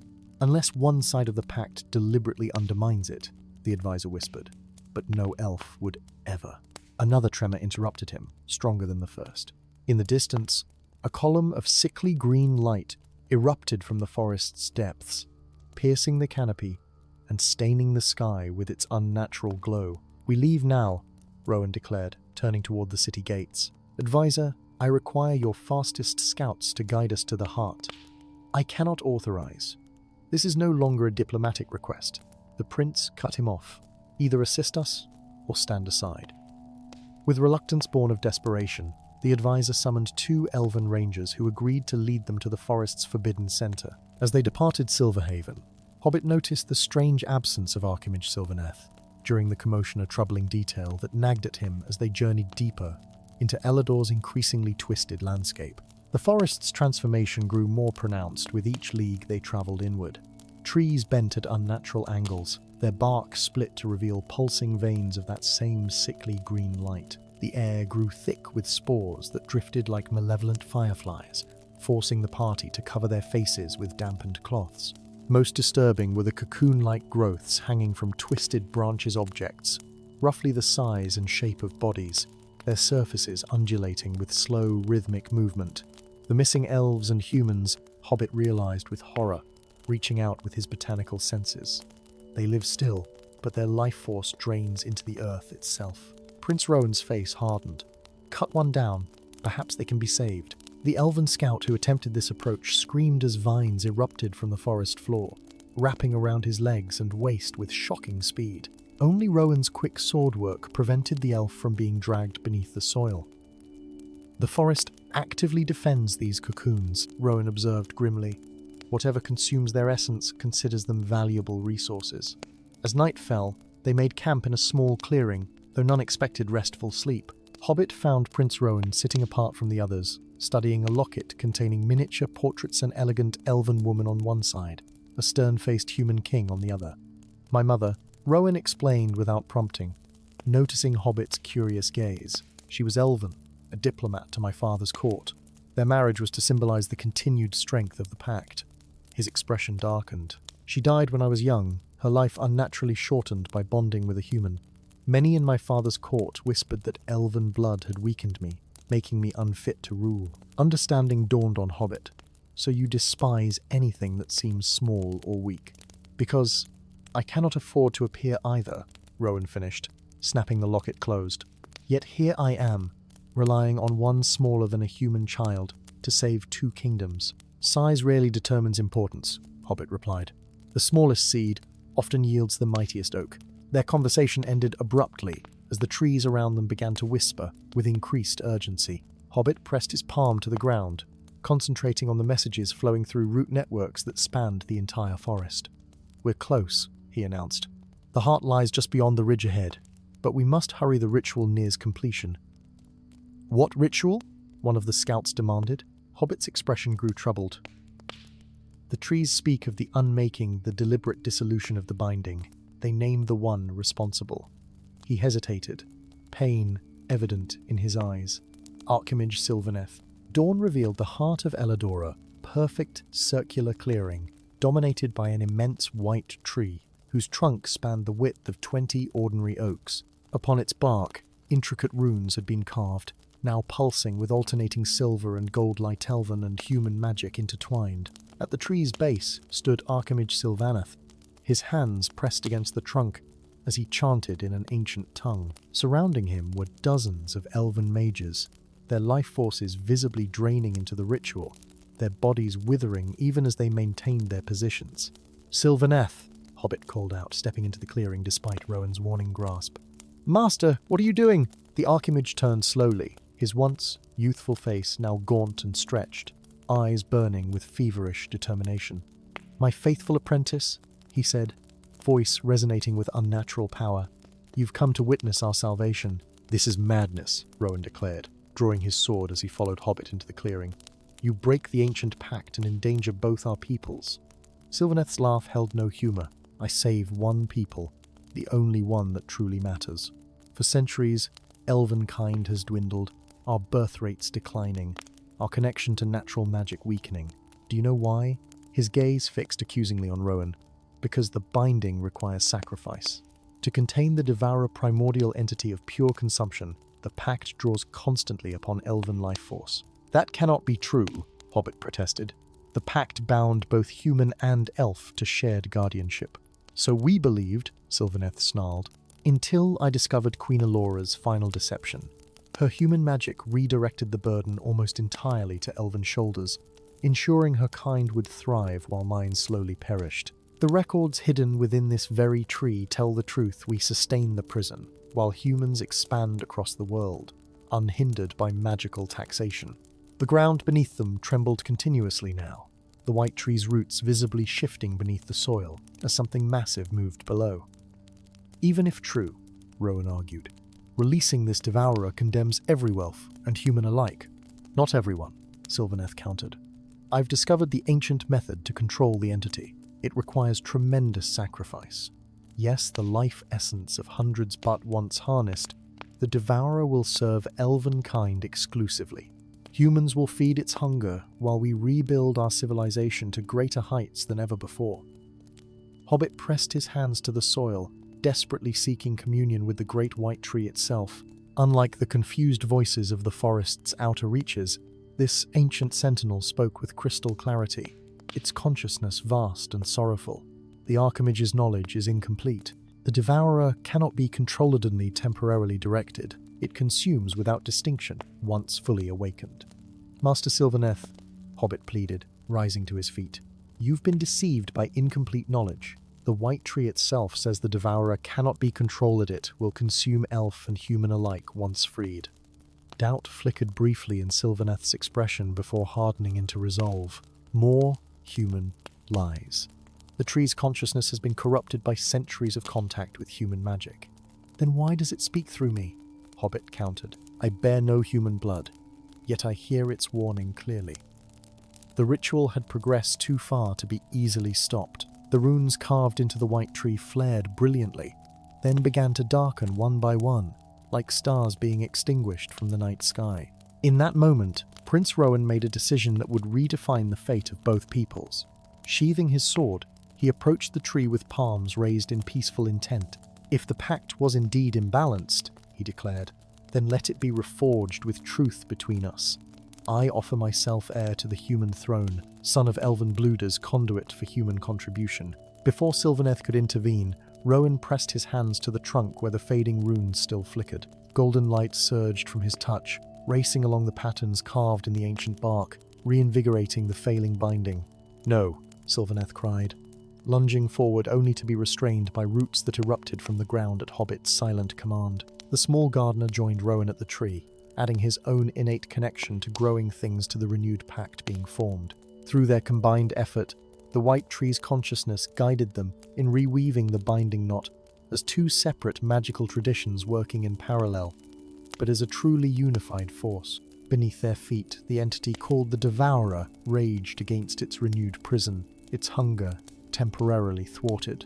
The cocoons hanging throughout the forest burst open, releasing their captives weakened, but alive as the malevolent force was drawn back into its subterranean containment. When the ritual concluded, Hobbit and Rowan stood changed by their shared experience. The prince's contempt had transformed into respect. Hobbit's uncertainty had crystallized into confidence. Between them, they had forged something neither human nor elven magic could accomplish alone true partnership based on mutual contribution rather than dominance or deception. As for Sylvaneth, the Archimage knelt defeated beside the great white tree, his misguided plan thwarted but his grievances acknowledged. The path forward would not be simpler. Centuries of imbalance could not be corrected in a single day. But as new buds appeared on previously withered branches throughout Elador, hope took root alongside them. The forest had been saved, not by grand armies or powerful kingdoms, but by the unlikely alliance of a small gardener who heard the whispers of ancient trees, and a prince who finally embraced both halves of his heritage. Together, they had written a new chapter in the story of Eladoron that promised a more equitable future for all who called the Great Forest home. Story 10. In the heart of the endless Aurum Desert, where dunes shifted like golden waves under a merciless sun, the citadel of Tempest rose from the sands like a mirage made solid. 7 crystalline towers spiraled skyward around a central dome of opalescent glass, their surfaces refracting sunlight into cascading rainbows that danced across the barren landscape. For 1,000 years, this marvel of arcane architecture had stood unchanging, while empires beyond the desert rose and fell, their histories barely footnotes in the citadel's eternal vigil.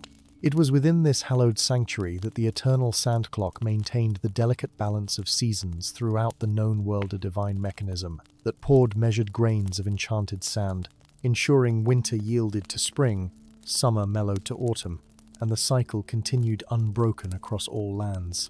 Hobbit had never meant to break it. The small adventurer wiped sweat from his brow as he ascended the final steps of the great staircase, his pack heavy with provisions and curious trinkets collected during his journey across the desert.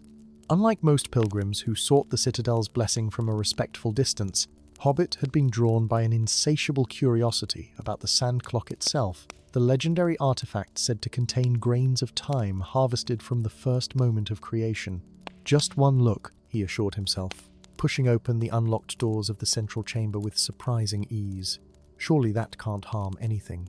The clock chamber took his breath away. The domed ceiling soared hundreds of feet above, its glass panels tinted to filter sunlight into a gentle golden glow. In the chamber's center, suspended in midair by forces unseen, hung the eternal sand clock, a massive hourglass nearly 20 feet tall, its crystal housing carved with runes that shifted and changed, even as Hobbit watched. Within, golden sand sparkled with an inner light, as it flowed ceaselessly from upper chamber to lower, yet the upper bulb never emptied, the lower never filled. Magnificent, Hobbit whispered, approaching with reverent steps. No barriers prevented his advance, no guards monitored his movements. The citadel operated on principles older than kingdoms. Those who reached it were deemed worthy to approach, though none had ever dared touch the sacred timepiece. None until Hobbit. His small fingers reached out, driven by a scholar's need to understand, to examine the runes that pulsed with living magic. The moment his hand made contact with the crystal surface, a discordant note rang throughout the chamber, like the striking of an immense bell. The clock shuddered once. Twice then a hairline crack appeared across its surface. "No, no, no," Hobbit gasped, pulling his hand back as if burned. The crack widened, spreading like a web across the hourglass. Golden sand began to escape, not falling but floating upward and outward, swirling in increasingly aggressive patterns around the chamber. Within moments, the gentle glow intensified to blinding brilliance as wind howled through the previously silent hall. "What have you done?" The voice thundered from behind him, its force nearly knocking Hobbit from his feet. Turning, he beheld a figure materializing from the swirling sandstorm, and imposing, clad in robes the color of the sunset that seemed to flow like liquid around a frame too angular to be fully human. The figure's face remained partially obscured by a hood, but eyes of molten gold fixed upon Hobbit with fury that transcended mortal rage.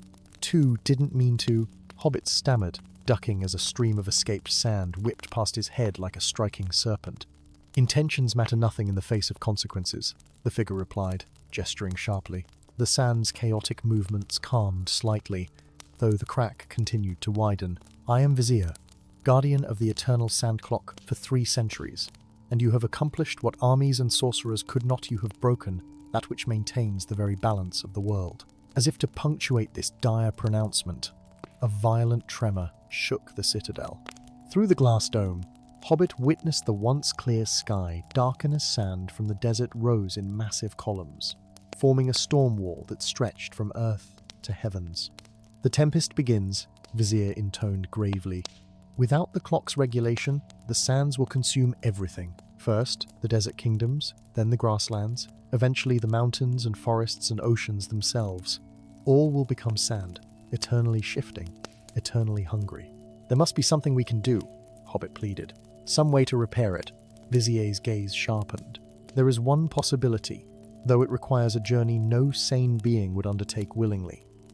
The eternal sand clock can only be repaired at its birthplace, the Forge of Epochs, deep within the timeless waste. "I'll go," Hobbit volunteered immediately. "It's my fault. I'll fix it." A sound that might have been a bitter laugh escaped Vizier. "Your enthusiasm exceeds your understanding, little one. The timeless waste exists beyond normal reality, where moments stretch to eternities and lifetimes pass in heartbeats. Few emerge with their minds intact." He paused, considering. "But as the one who broke the clock, perhaps it is fitting that you face these perils. I shall accompany you to ensure the task is completed, one way or another." The implied threat in those final words was unmistakable. By sunset, they stood at the citadel's eastern gate as the storm raged beyond, held temporarily at bay by ancient wards that glowed blue against the encroaching darkness. Vizier had equipped Hobbit with a cloak woven with protective enchantments and a crystal compass that pointed not north but toward their destination. "The journey will take 3 days if we're fortunate," Vizier explained, securing a fragment of the cracked hourglass in a leather pouch at his belt. "The sand's escape accelerates with each passing hour. When the last grain leaves the clock, the transformation becomes irreversible." The desert beyond the citadel's protection had transformed into a nightmare landscape. Dunes moved with predatory intent, forming and dissolving into shapes almost recognizable: faces, claws, grasping hands. The wind howled not with the mindless voice of natural forces, but with tones that modulated between rage and laughter. "Stay close," Vizier commanded as they stepped beyond the wards. "The sand will try to separate us. It hungers for company in its madness." The first day tested every ounce of Hobbit's endurance. The sand pulled at his feet, making each step a battle. The wind drove stinging particles against any exposed skin. Worst were the whispers that came from all directions, promises of rest, of water, of wonders just beyond the next dune, if only he would turn aside from Vizier's path. "Do not listen," Vizier warned when he caught Hobbit hesitating. "The sand speaks with her voice now, Cronoa, goddess of time, imprisoned within the clock for millennia. She senses freedom within reach." "A goddess?" Hobbit gasped, struggling to keep pace. "The clock imprisons a deity?" Vizier's expression darkened. "The eternal sand clock was created by Ordis, god of structure, to contain his twin sister when her capricious nature threatened the stability of creation. While he imposed rigid order, she reveled in chaos and possibility. Their conflict would have unmade reality. So Ordis crafted the perfect prison that would use her own essence to maintain balance rather than destroy it." "That's horrible," Hobbit said, a new understanding dawning. "She's been trapped all this time, used against her will. Cosmic justice is rarely concerned with individual suffering," Vizier replied coldly. "The needs of all creation outweigh the freedom of one, even a goddess." That night, as they sheltered in a hastily conjured tent of magical energy, the storm's intensity doubled. Outside, the sand formed into fists that pounded the barrier, seeking entry. Hobbit curled into himself, trying to block out the increasingly coherent pleas that penetrated even through Vizier's protections. "Free me, little one. You alone understand what it means to be underestimated, to be caged by others' expectations. We are kindred, you and I." "Tell me about her," Hobbit asked suddenly, hoping conversation would drown out the seductive whispers. "About Cronoa. Was she truly so dangerous?" Something like uncertainty flickered across Vizier's usually impassive features. "The histories say she brought unpredictability to creation deaths before their time, unexpected births, civilizations rising or falling through chance rather than design. Ordis saw only the suffering this caused, the disruption to his grand design." "But life isn't meant to be perfectly ordered," Hobbit argued. "Without uncertainty, there can be no true choice, no meaningful change." "Perhaps," Vizier conceded reluctantly. "I know only that for 1,000 years, the clock has maintained a balance. that allowed life to flourish. What might happen should Cronoa be freed after eons of imprisonment, the powers unrestrained, her anger unchecked, I cannot say. By the second day, the storm had intensified to apocalyptic proportions. They struggled through sand that sometimes rose to Hobbit's shoulders, requiring Vizier to lift him with magic when the dunes grew too treacherous. The sky had vanished entirely, replaced by a swirling maelstrom of golden particles through which no sun could penetrate. Only the crystal compass, glowing with inner light, confirmed they still moved in the right direction. That evening, exhausted beyond measure, Hobbit dreamed. In his vision, he stood before a woman whose form shifted, constant, sometimes young, sometimes ancient, always beautiful in ways that transcended physical appearance. Her eyes held galaxies, her smile the promise of endless possibility. "You see me as I truly am," she said, her voice like music. "Not as my brother's propaganda painted me, a destroyer, a monster of chaos. I am change, little one. I am possibility. Without me, creation stagnates into meaningless repetition." "Why should I trust you?" Hobbit asked. "This could be another trick to win your freedom." Her laughter rippled like water. Wisdom in one so small. "Yes, I wish freedom, but not at any cost. My brother's solution traded my imprisonment for creation's slow death. Each turn of the clock diminishes potential, calcifies possibility. Why do empires no longer rise? Why have no new species emerged in centuries? The clock doesn't preserve balance, it enforces stasis." Hobbit woke with these troubling thoughts, finding Vizier already preparing for their final day of travel. The Guardian appeared haggard, his powers visibly strained by the constant effort of shielding them from the worsening storm. "We approach the boundary of normal lands," Vizier explained grimly. "Beyond lies the timeless waste. Steel, your self-reality becomes negotiable there." The transition occurred without warning. One moment they struggled through howling winds. The next, absolute silence engulfed them. The swirling sand hung motionless in mid-air, frozen between one moment and the next. Before them stretched a landscape of impossible geometry, mountains that folded into valleys that somehow existed both above and below simultaneously. Rivers of quicksilver that flowed uphill, forests whose trees grew from sky to ground. At the center of this impossibility rose a structure that defied description, part forge, part temple, part living organism, pulsing with energies visible to the naked eye. "The forge of epochs," Vizier whispered reverently, "where time itself was first measured and bound." Their approach to the forge altered their perceptions. Hobbit experienced moments from his past alongside glimpses of possible futures. He saw himself as a child again, felt the weight of potential old age, witnessed paths not taken and choices not yet faced. Beside him, Vizier seemed to shift between form, sometimes the stern guardian, sometimes a young apprentice, occasionally a being of pure energy lacking physical form entirely. Within the forge's heart, they found what they sought, an anvil of starlight, upon which the eternal sand clock had first been created. Vizier carefully placed the fragment from his pouch upon the anvil, then withdrew a vial of the escaped sand from within his robes. "Now comes the moment of choice," the Guardian said gravely. "The forge will respond to intent. I can repair the clock, restoring Cronoa's prison and the forced balance it maintained. Or we can free her," Hobbit finished. "Allow time to flow naturally again, with all its uncertainty." "Uncertainty is a gentle word for what might follow," Vizier warned. "Civilization has grown dependent on predictable seasons, on measurable time. Freedom for one goddess could mean suffering for billions of mortal lives." Hobbit approached the anvil, feeling the weight of decision heavy upon him. Through the forge's strange properties, he sensed Cronoa's presence more clearly than ever, not the malevolent force Vizier feared, but a fundamental aspect of existence unjustly contained. "The storm already destroys everything," Hobbit said softly.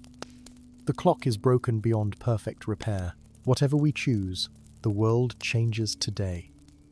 Vizier's golden eyes regarded him with newfound respect. "Then choose, Clockbreaker. Restore the prison, or shatter it completely." Hobbit placed his small hand upon the fragment of crystal, feeling the pulse of divine essence within. With perfect clarity, he understood what must be done, and neither option presented was correct. As with most of life's great challenges, the true path lay somewhere between extremes. Neither he said with sudden conviction. We transform the prison into a partnership. Before Vizier could object, Hobbit's fingers traced new patterns across the crystal. Guided by intuition and Cronoa's gentle pressure on his mind, the sand in the vial began to glow, reshaping the fragment not into an hourglass, but into a spiral form where sand could flow freely while still maintaining essential patterns. "What are you doing?" Vizier gasped. "Creating balance through harmony rather than constraint," Hobbit explained, watching the new creation take shape. Time needs structure to be meaningful, but structure needs time's flexibility to avoid becoming brittle. They were meant to work together, not oppose each other. The forge flared with blinding light as the transformation completed. Where the fragment had lain now hovered a crystalline Mobius strip through which sand flowed in an endless journey with neither beginning nor end. As it rose into the air, the storm outside the forge calmed, not to perfect stillness, but to a rhythmic dance of creative disorder and elegant pattern. From the new artifact, a presence emerged, Cronoa, in semi-physical form, her expression one of wonder and cautious joy. "Freedom within framework," she murmured, examining her new dwelling. "Possibility within pattern. Little one, you understand balance better than my brother ever did." Vizier had fallen to his knees, overwhelmed by the goddess's manifestation. "The old texts never suggested this possibility," he admitted. "A third path between extremes. The best solutions often lie in unexpected places," Hobbit replied with a smile. "Sometimes it takes a small perspective to see the bigger picture." As they departed the timeless waste, Hobbit carrying the transformed artifact that would replace the broken clock in the Citadel, he reflected on how often the universe's greatest conflicts stemmed from false dichotomies, the belief that order and chaos, structure and freedom, must forever oppose, rather than complement each other. The desert they traversed had transformed as well. While still vast and challenging, it now supported oases where none had existed before, their locations shifting with subtle unpredictability that would prevent any single power from controlling all water sources. The dunes moved according to patterns complex but not entirely random, creating an ever-changing landscape that would nonetheless remain navigable to the observant traveler. "It will take time for the world to adapt," Vizier observed as the Citadel's transformed silhouette appeared on the horizon. "Seasons will be less predictable, yet still follow essential cycles. Empires will rise and fall again with renewed vigor. Life will face greater challenges, but find greater rewards." "And you?" Hobbit asked. "What becomes of the Guardian when the prison becomes a partnership?" Vizier's expression softened into something approaching a smile. "I become interpreter instead of jailer. One who helps mortals understand time's fluctuations, rather than enforcing rigid adherence to artificial constancy." He glanced down at Hobbit with newfound respect. "Unless you would consider taking that role yourself? Cronoa seems rather fond of you." Hobbit laughed, the sound carrying across the transformed desert with unexpected resonance. "Perhaps someday, but first, I think I have more accidentally world-changing adventures ahead of me." Above them, the sky shifted between day and night in a gentle pulse that mimicked the flow of sand in the new timepiecing, either strictly ordered nor wildly chaotic, but a harmonious dance of opposites, finally working in tandem rather than eternal opposition. Story 11. Dawn broke over the alabaster spires of Valoria like liquid gold, bathing the ancient citadel in light that transformed its white stone into a beacon visible for leagues across the verdant kingdom. Within the castle's innermost sanctum, far from the grandeur of throne rooms and feast halls, lay the king's Gardena place few were permitted to enter, where exotic blooms from distant lands flourished in carefully tended beds. Here, Hobbit worked with soil-stained hands and unwavering dedication. Though barely reaching the height of a human child, his knowledge of growing things surpassed the most learned scholars in the royal court. The small gardener moved among rare orchids and whispering willows with the reverence of a priest attending sacred relics, but his true devotion was reserved for a single plant. At the garden's heart, encircled by a reflecting pool fed by 7 silver fountains, grew the crimson eternal rose, unlike any other in the known world. Its petals shimmered with an inner light that shifted from deepest ruby to brilliant scarlet as it bloomed perpetually, neither fading nor dropping, a single perfect flower on a stem lined with thorns that gleamed like polished daggers. "Another perfect day for you, my lady," Hobbit murmured to the rose as he carefully measured drops of crystal spring water into the soil. The rose seemed to pulse in response, its radiance briefly intensifying. A distant bell tolled the hour, its somber echo at odds with the peaceful morning. Hobbit glanced toward the castle proper with a frown. The morning carillon usually rang with joyful melodies, not this funeral dirge. Setting aside his copper watering vessel, he moved toward the garden entrance, unease quickening his steps. The corridors beyond stood eerily empty, the usual bustle of servants and courtiers absent. As Hobbit navigated the labyrinthine passages toward the great hall, muffled voices grew louder, hundreds of them, raised in shock and confusion rather than their usual courtly murmurs. "Make way! Stand aside for the Grand Duke!" The command sliced through the crowd's clamor as palace guards in midnight blue livery formed a path through the assembled nobles. Grand Duke Marwell swept through the opening like a winter storm, his silver-threaded cloak billowing behind him, ice-blue eyes scanning the gathered crowd with calculated intensity. Hobbit pressed himself against a tapestry-covered wall, instinct urging him to remain unnoticed. Though he had served as royal gardener for 7 years, the Grand Duke had always regarded him with thinly veiled contemptors, though his small stature somehow offended the nobleman's sensibilities. "Loyal subjects of Valoria," Marwell's voice carried effortlessly to the farthest corners of the hall. "A terrible tragedy has befallen our kingdom. His Majesty King Aldrich was discovered in his chambers this morning, murdered in his sleep." Gasps and cries of anguish rippled through the assembled crowd. The royal physicians confirmed the king was poisoned. Marwell continued, his expression a perfect mask of grief that never quite reached his eyes. More disturbing still, the crown of thorn sacred symbol of Valorian monarchy for 1,000 years is missing from the royal vault. Hobbit's blood ran cold. The king? Dead? Murdered? The crown stolen? His mind reeled as Marwell continued. Evidence suggests the assassin used a rare toxin derived from a plant known as the Crimson Eternal. Marwell paused, his gaze sweeping the crowd. A plant tended exclusively by one individual. With terrible clarity, Hobbit realized what was coming next. "Guards, seize the royal gardener," Marwell commanded, his arm extending to point directly at Hobbit's hiding place. "The halfling who tends the king's garden is to be arrested for high treason and regicide." Chaos erupted as guards converged on Hobbit's position. With the quickness that his kind was known for, he darted between legs and under tables, evading grasping hands as he fled toward the servants' passages. Behind him, Marwell's voice rose above the commotion. "Let it be known that until the crown of thorns is recovered and justice served, I shall act as regent of Valoria in accordance with royal law." The network of narrow corridors that served as the castle's hidden circulatory system offered Hobbit temporary sanctuary. Having spent years exploring these forgotten pathways while carrying plants and soils to the king's garden, he navigated them with confidence, even in near darkness. His destination formed clearly in his mind. He needed to reach the garden before the guards sealed it off. The Crimson Eternal could not be left unattended. More importantly, he needed to retrieve something hidden beneath its soil, something the king had entrusted to him 3 moons past, with words that now echoed ominously in his memory. "Should anything happen to me, keep this safe from those who would use it unwisely." When Hobbit finally reached the garden, he found it mercifully empty. The guards had not yet thought to search here.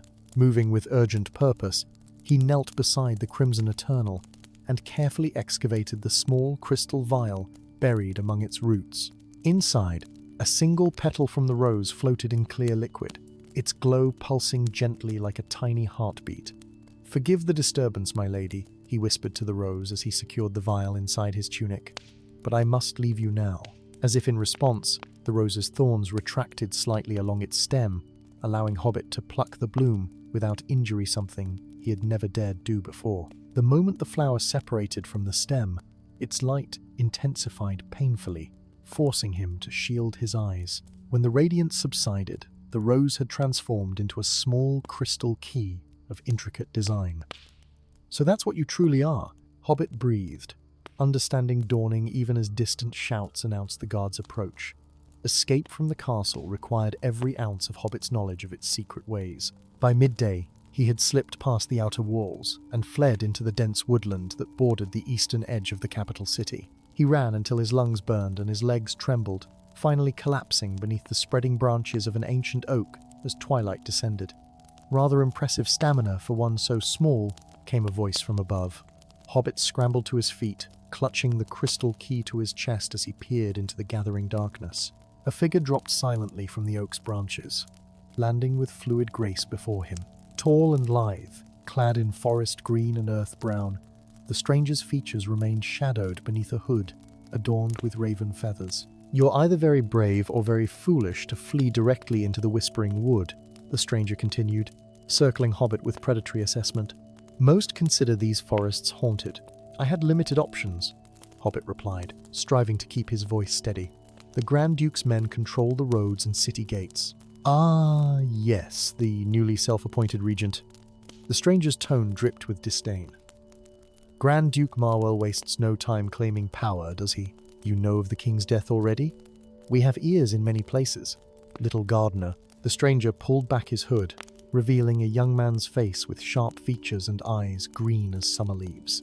"I am Rook, though the court of Valoria knows me by another name, the Shadow Prince, leader of the Forest Children."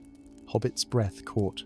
The Forest Children revolutionaries, rebels, terrorists, according to royal proclamations. For years they had sabotaged tax caravans, freed prisoners bound for the northern mines, and otherwise disrupted the king's operations beyond the city walls. "Your rebels against the crown?" Hobbit stated cautiously. Rook's laugh held no humor. "We fight against corruption and tyranny, regardless of what crown it wears." His expression sobered. "And now we may be your only chance of survival. Marwell's proclamation has already spread throughout the kingdom a substantial reward for the halfling gardener who murdered good King Aldrich." "I didn't kill him," Hobbit protested. "The king was kind to me. He trusted me with." He stopped abruptly, suddenly wary of revealing too much. "With what?" Rook pressed, his interest visibly piqued. When Hobbit remained silent, he sighed. "Keep your secrets then, but know this: Marwell has wanted the throne for decades. The king's death and the crown's disappearance are suspiciously convenient for his ambitions." Hobbit considered his options. Alone, he stood no chance against Marwell's resources. Even if he evaded capture, where could he go? What could he do to clear his name? "If I come with you," he said finally, "what happens next? We return to our encampment. You tell us what you know about the king's death, and this." Rook gestured to the crystal key still clutched in Hobbit's hand. "Whatever it is that you risked your life to retrieve from the castle. And then? Then we decide whether your enemy is our enemy, and whether your cause merits our support." Rook extended his hand. "Do we have an agreement?" Hobbit hesitated only briefly before nodding. "We do." The Forest Children's encampment defied all expectations. Rather than the crude hideout Hobbit had imagined, he found himself led to a hidden valley where dwellings had been seamlessly integrated with living trees. Walkways spiraled up massive trunks, connecting suspended structures that seemed to grow naturally from the branches. Lanterns of pale blue crystal illuminated the settlement, their light reminiscent of stars filtered through a forest canopy. "Welcome to Verdant Haven," Rook announced as they crossed a living bridge formed of intertwined saplings. The last truly free settlement in Valoria. Dozens of curious faces watched their passage, humans mostly, but also elves with their distinctive pointed ears, and even a few beings of Hobbit's own diminutive kind. All wore expressions that mingled hope with wariness, the look of people who had suffered much and trusted little. In the heart of the settlement stood an enormous weirwood tree, its white bark and blood-red leaves shimmering with an inner light that reminded Hobbit painfully of the crimson eternal rose. Within a chamber formed by the tree's massive roots, a council awaited 7 individuals seated in a semicircle around a table, crafted from a single slice of ancient oak. Here, with the council as witness, Hobbit finally revealed what he knew. He spoke of King Aldrich's increasing paranoia in recent months, of whispered conversations with unseen visitors in the garden when the king thought Hobbit absent. He described the vial entrusted to his care and the rose's transformation into a crystal key. "And what does this key unlock?" asked an elderly woman whose silver hair was woven with living vines. "I believe it opens a secret vault," Hobbit replied. "The king once mentioned that the true power of the crown of thorns was not the crown itself, but what it could unlock when worn by the rightful ruler. The crown is more than mere symbolism then," Rook mused. "But why frame you for the king's murder? Because Marwell knows I might possess the key, but not what it looks like, Hobbit realized with sudden clarity. He expected to find it when I was captured. The elderly woman leaned forward, her gaze intensifying. "Show us this crystal key." When Hobbit placed it on the table, gasps echoed through the chamber. The key's crystalline structure caught the ambient light, refracting it into patterns that danced across the council members' faces, patterns that settled into distinct shapes upon the table's polished surface. "A map," Rook breathed. "It's projecting a map of the kingdom, but not as the kingdom currently existed." The light pattern showed ancient boundaries, forgotten places, and one location marked more prominently than others, a ruined temple deep within the Whispering Wood, long abandoned and half swallowed by the forest. The Temple of the First Crown. The elderly woman identified it, where the original pact between the land and its rulers was forged a millennium ago. She looked at Hobbit with new respect. "Your rose was no ordinary plant, gardener. It was the living embodiment of that pact, grown from a seed of the first tree. And the crown of thorns," Rook added, "must be returned there to renew the pact." His expression hardened. "Which explains why Marwell would want it. Without the renewal ceremony, the kingdom's ancient protections will fade, leaving it vulnerable to forces he might well have allied with." Hobbit thought of the king's garden, of the 7 silver fountains, and the reflecting poo elements he now realized mirrored this ancient temple shown in the light map. The king had been preparing for the renewal ceremony, keeping the knowledge close for fear of interference. "Marwell doesn't have the crown yet," Hobbit stated with growing conviction. "He framed me, hoping I would lead him to it. The king must have hidden it before his death." "Then we find it first," Rook declared, "before Marwell realizes what we know." As the council dispersed to prepare for the journey ahead, the elderly woman drew Hobbit aside. "There is something you should know about Rook," she said quietly. "He was born Rowan, second son of King Aldrich, believed drowned in the Great River 15 years ago. The king never stopped mourning him." The revelation struck Hobbit like a physical blow. Rook is a prince of Valoria. Does he know? He knows his heritage, but not that the king continued to love him. Aldrich's public denouncement of the Forest Children was political theatre, designed to protect his son's true identity from those at court who would see all claimants to the throne eliminated. "Like Marwell," Hobbit murmured. "Indeed." She pressed something into his Palmer silver ring bearing the royal crest. "The king sent this to me 3 moons past, with instructions to give it to his son when the rose bloomed crimson at midnight. I believe that time has come." As moonlight filtered through the weirwood's canopy, casting dappled shadows on the forest floor below, Hobbit contemplated the true nature of the crown of thorns, not merely a symbol of authority, but a mystical bond between ruler and realm. In the wrong hands, it could corrupt the very land itself. In the right hands, it could restore balance and prosperity. The race to recover the crown had begun. Against the Grand Duke's soldiers and whatever dark allies he had gathered stood an unlikely fellowshipper, falsely accused gardener, an exiled prince, and the free folk of the forest. Their path would lead to forgotten temples and ancient magic, to truths long buried and choices that would shape the kingdom's fate for generations to come. Clutching both crystal key and royal signet, Hobbit gazed up at the stars visible through breaks in the forest canopy. Whatever dangers lay ahead, he would face them for the king who had trusted him, for the rose he had tended, and for the kingdom that had become his home. Story 12. The melody drifted through the mist, shrouded streets of Marindar like a ghost, beautiful and terrible in equal measure. Those who heard it stopped mid-step, their eyes growing distant, their expressions serene as they turned toward the sea. Fishermen abandoned their nets, merchants left stalls unattended, and children slipped from their mother's grasp saw, walking in perfect, haunting unison toward the endless blue that beckoned beyond the harbour. Hobbit watched from the bell tower of the ancient lighthouse, his small hands gripping his silver flute with white-knuckled intensity. This marked the 7th night the enchantment had claimed the people of the coastal cities. 7 nights since his brother, Finn, had walked into the frothing waves and vanished beneath their surface, never to return. Unlike the others, Hobbit remained untouched by the melody's spell. The notes reached his ears as music hauntingly beautiful, yes, but lacking the compulsion that seized other minds. He had tested this immunity the previous night, standing directly in the path of those walking seaward, playing his own counter-melody on his flute. The entranced villagers had simply flowed around him like water around a stone, their eyes fixed on the horizon, unhearing and unseeing. "I know you're out there," Hobbit whispered to the fog-veiled ocean. "And I'm coming for you, Finn." The small pendant around his neck, a simple shell carved with intricate spirals, warmed against his skin as if in response. His mother's final gift before she disappeared into the storm-tossed sea 12 winters past, leaving behind only cryptic words. "When the ocean calls, this will keep you anchored to the shore." Now, those words made a terrible kind of sense. At dawn, Hobbit descended from the lighthouse and made his way to the harbour, where the fishermen's widows wailed for husbands who would never return. The village seemed hollowed out, a place of ghosts and grief. Those who remained bolted their doors at sunset and stuffed their ears with wax, though such precautions had proven increasingly ineffective against the strengthening call. The harbourmaster's office stood empty, save for a solitary figure hunched over nautical charts, a weathered man with a face like tanned leather and eyes the cold grey of a winter sea.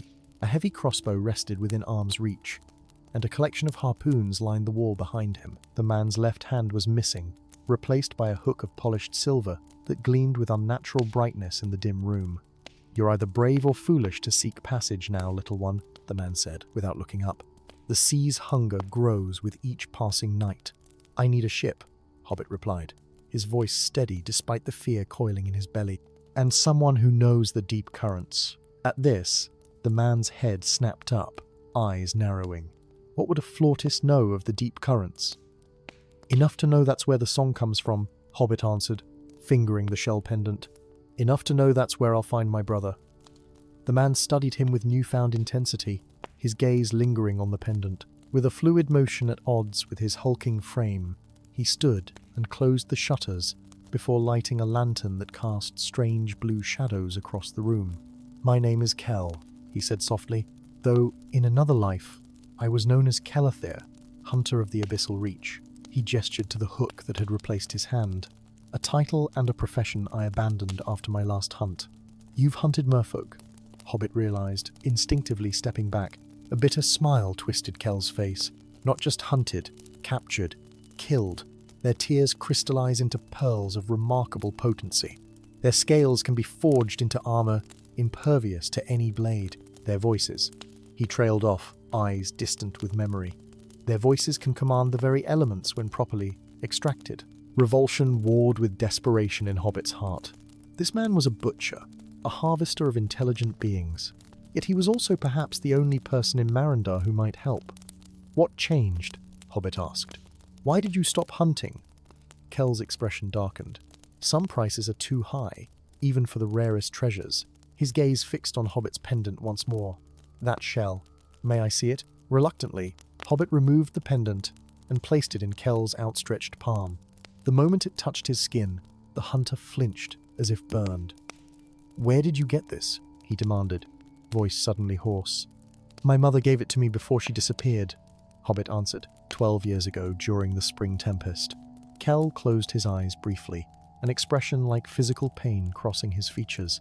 When he opened them again, they shimmered with unshed tears. "Her name was Lyria," he said softly. "She had eyes the color of shallow lagoons, and a voice that could calm storm winds. She was the last mermaid I ever hunted and the only one I let escape."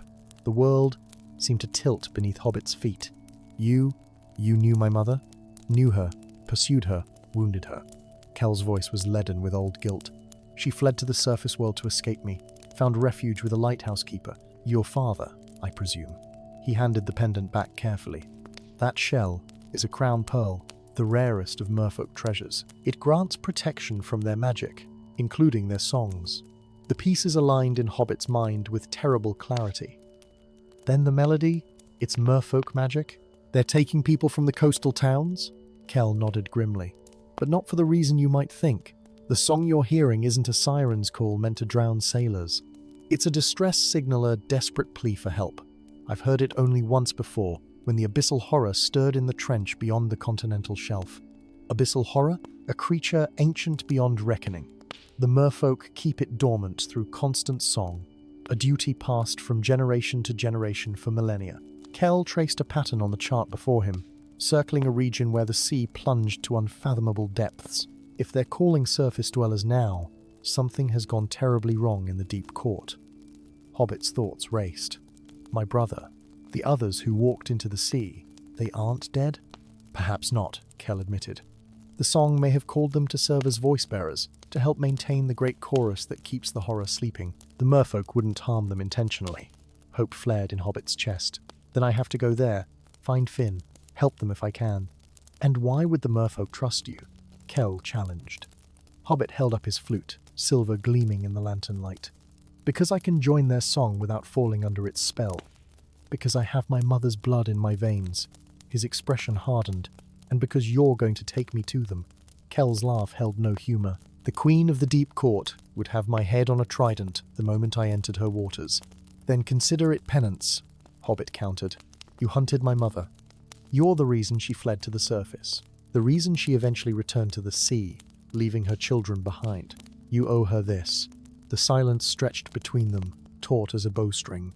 Finally, Kell nodded, resignation and determination mingling in his weathered face. We leave at dusk, he said.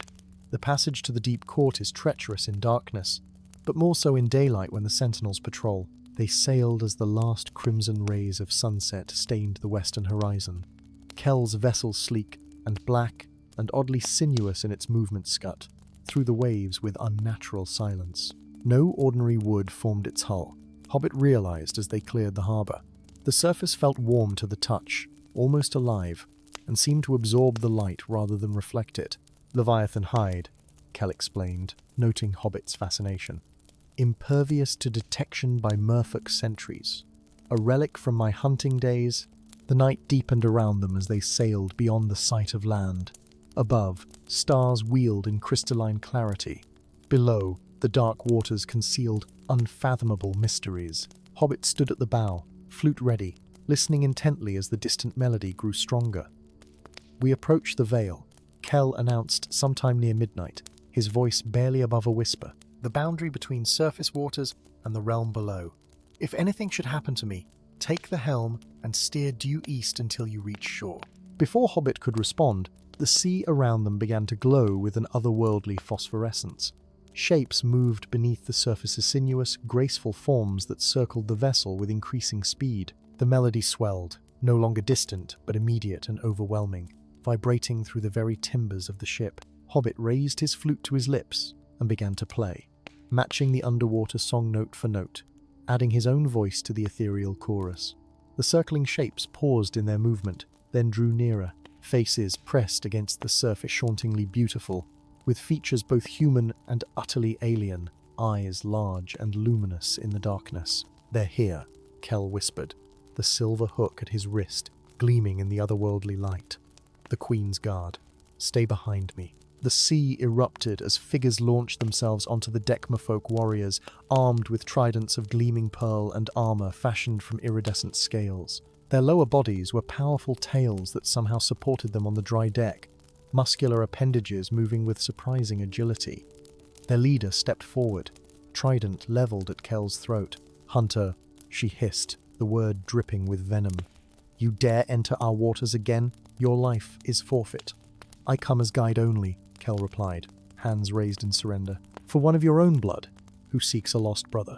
The warrior's gaze shifted to Hobbit, her expression changing from hostility to confusion. What trickery is this? A surface dweller with a crown pearl? Her eyes widened as she noted the flute still in Hobbit's hands. Playing our sacred melody? Hobbit stepped forward despite Kell's warning gesture. My mother was Lyria of the Coral Spires. I seek my brother Finn taken by your song 7 nights past, and I come to help, if I can, against the danger in the deep. A murmur ran through the assembled warriors. The leader studied Hobbit intently before speaking again. Lyria's child, she said, wonder replacing suspicion. The Queen foresaw your coming. She lowered her trident, though her gaze remained cold when it returned to Kell. Both of you will come.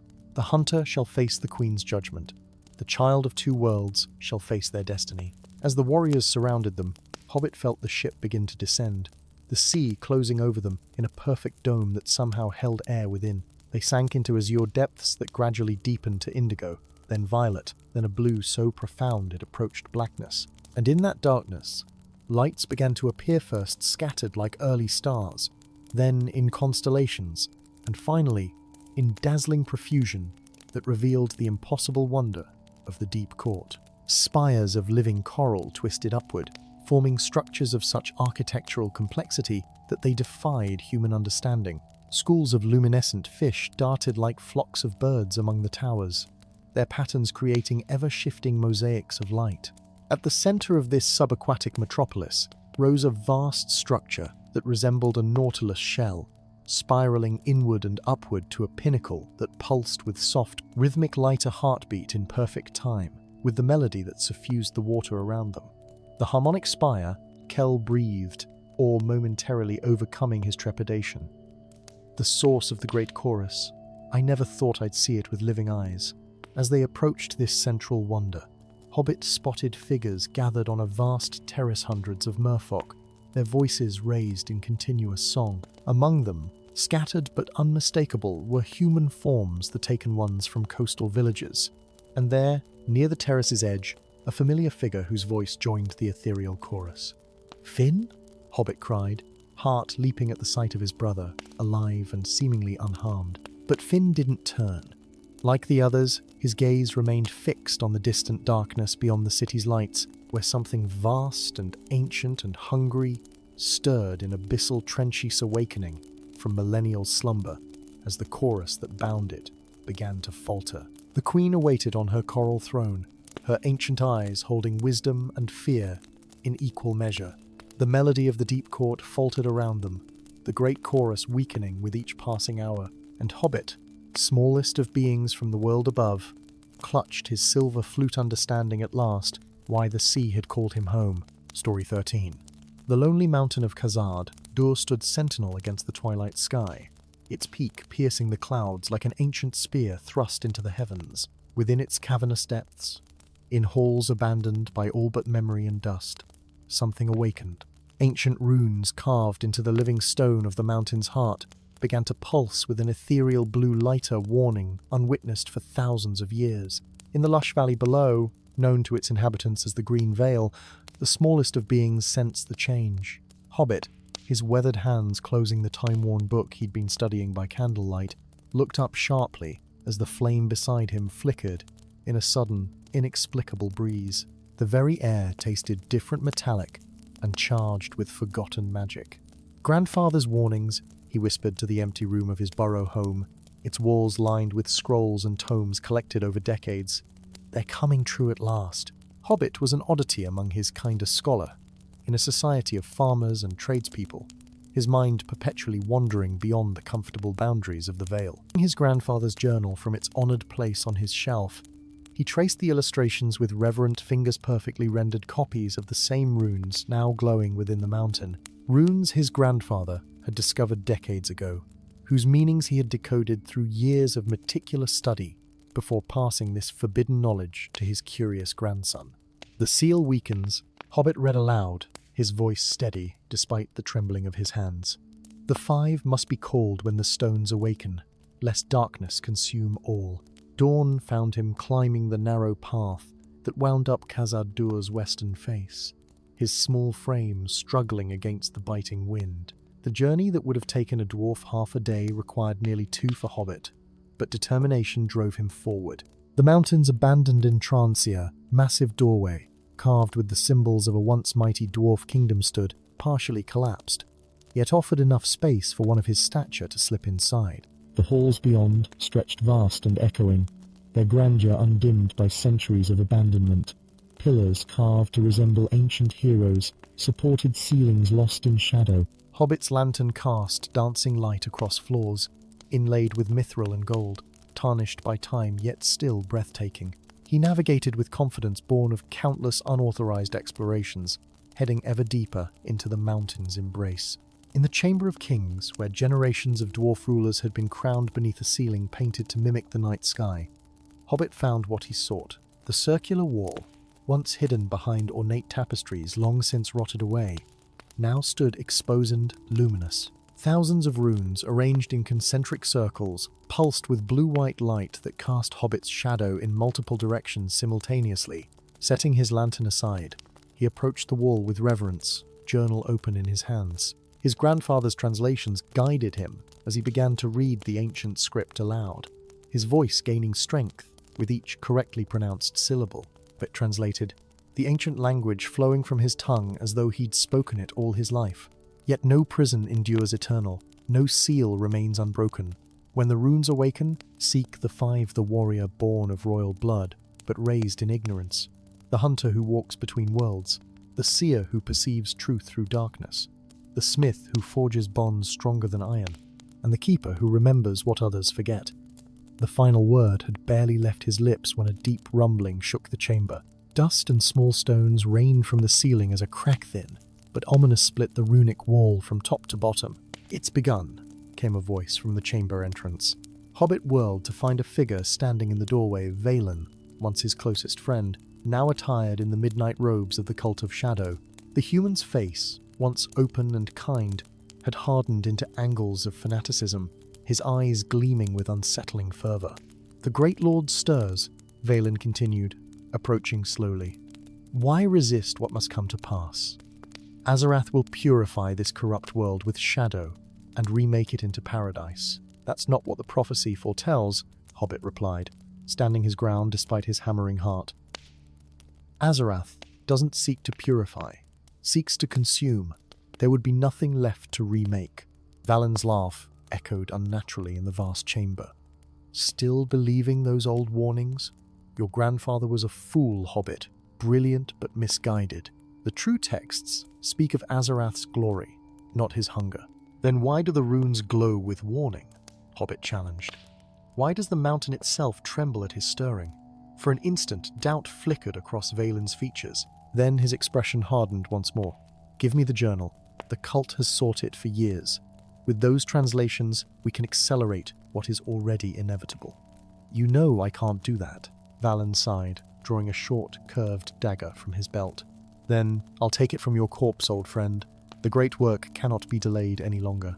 What happened next occurred so swiftly that later Hobbit could never fully recall the sequence. As Valen lunged forward, the crack in the runic wall widened dramatically. A blast of energy erupted from within, throwing both figures to opposite sides of the chamber. When Hobbit's vision cleared, 5 specific rune sequences on the wall blazed brighter than the rest, their light coalescing into beams that shot outward, passing effortlessly through solid stone. Seizing his opportunity while Valen still lay stunned, Hobbit gathered his journal and fled the chamber.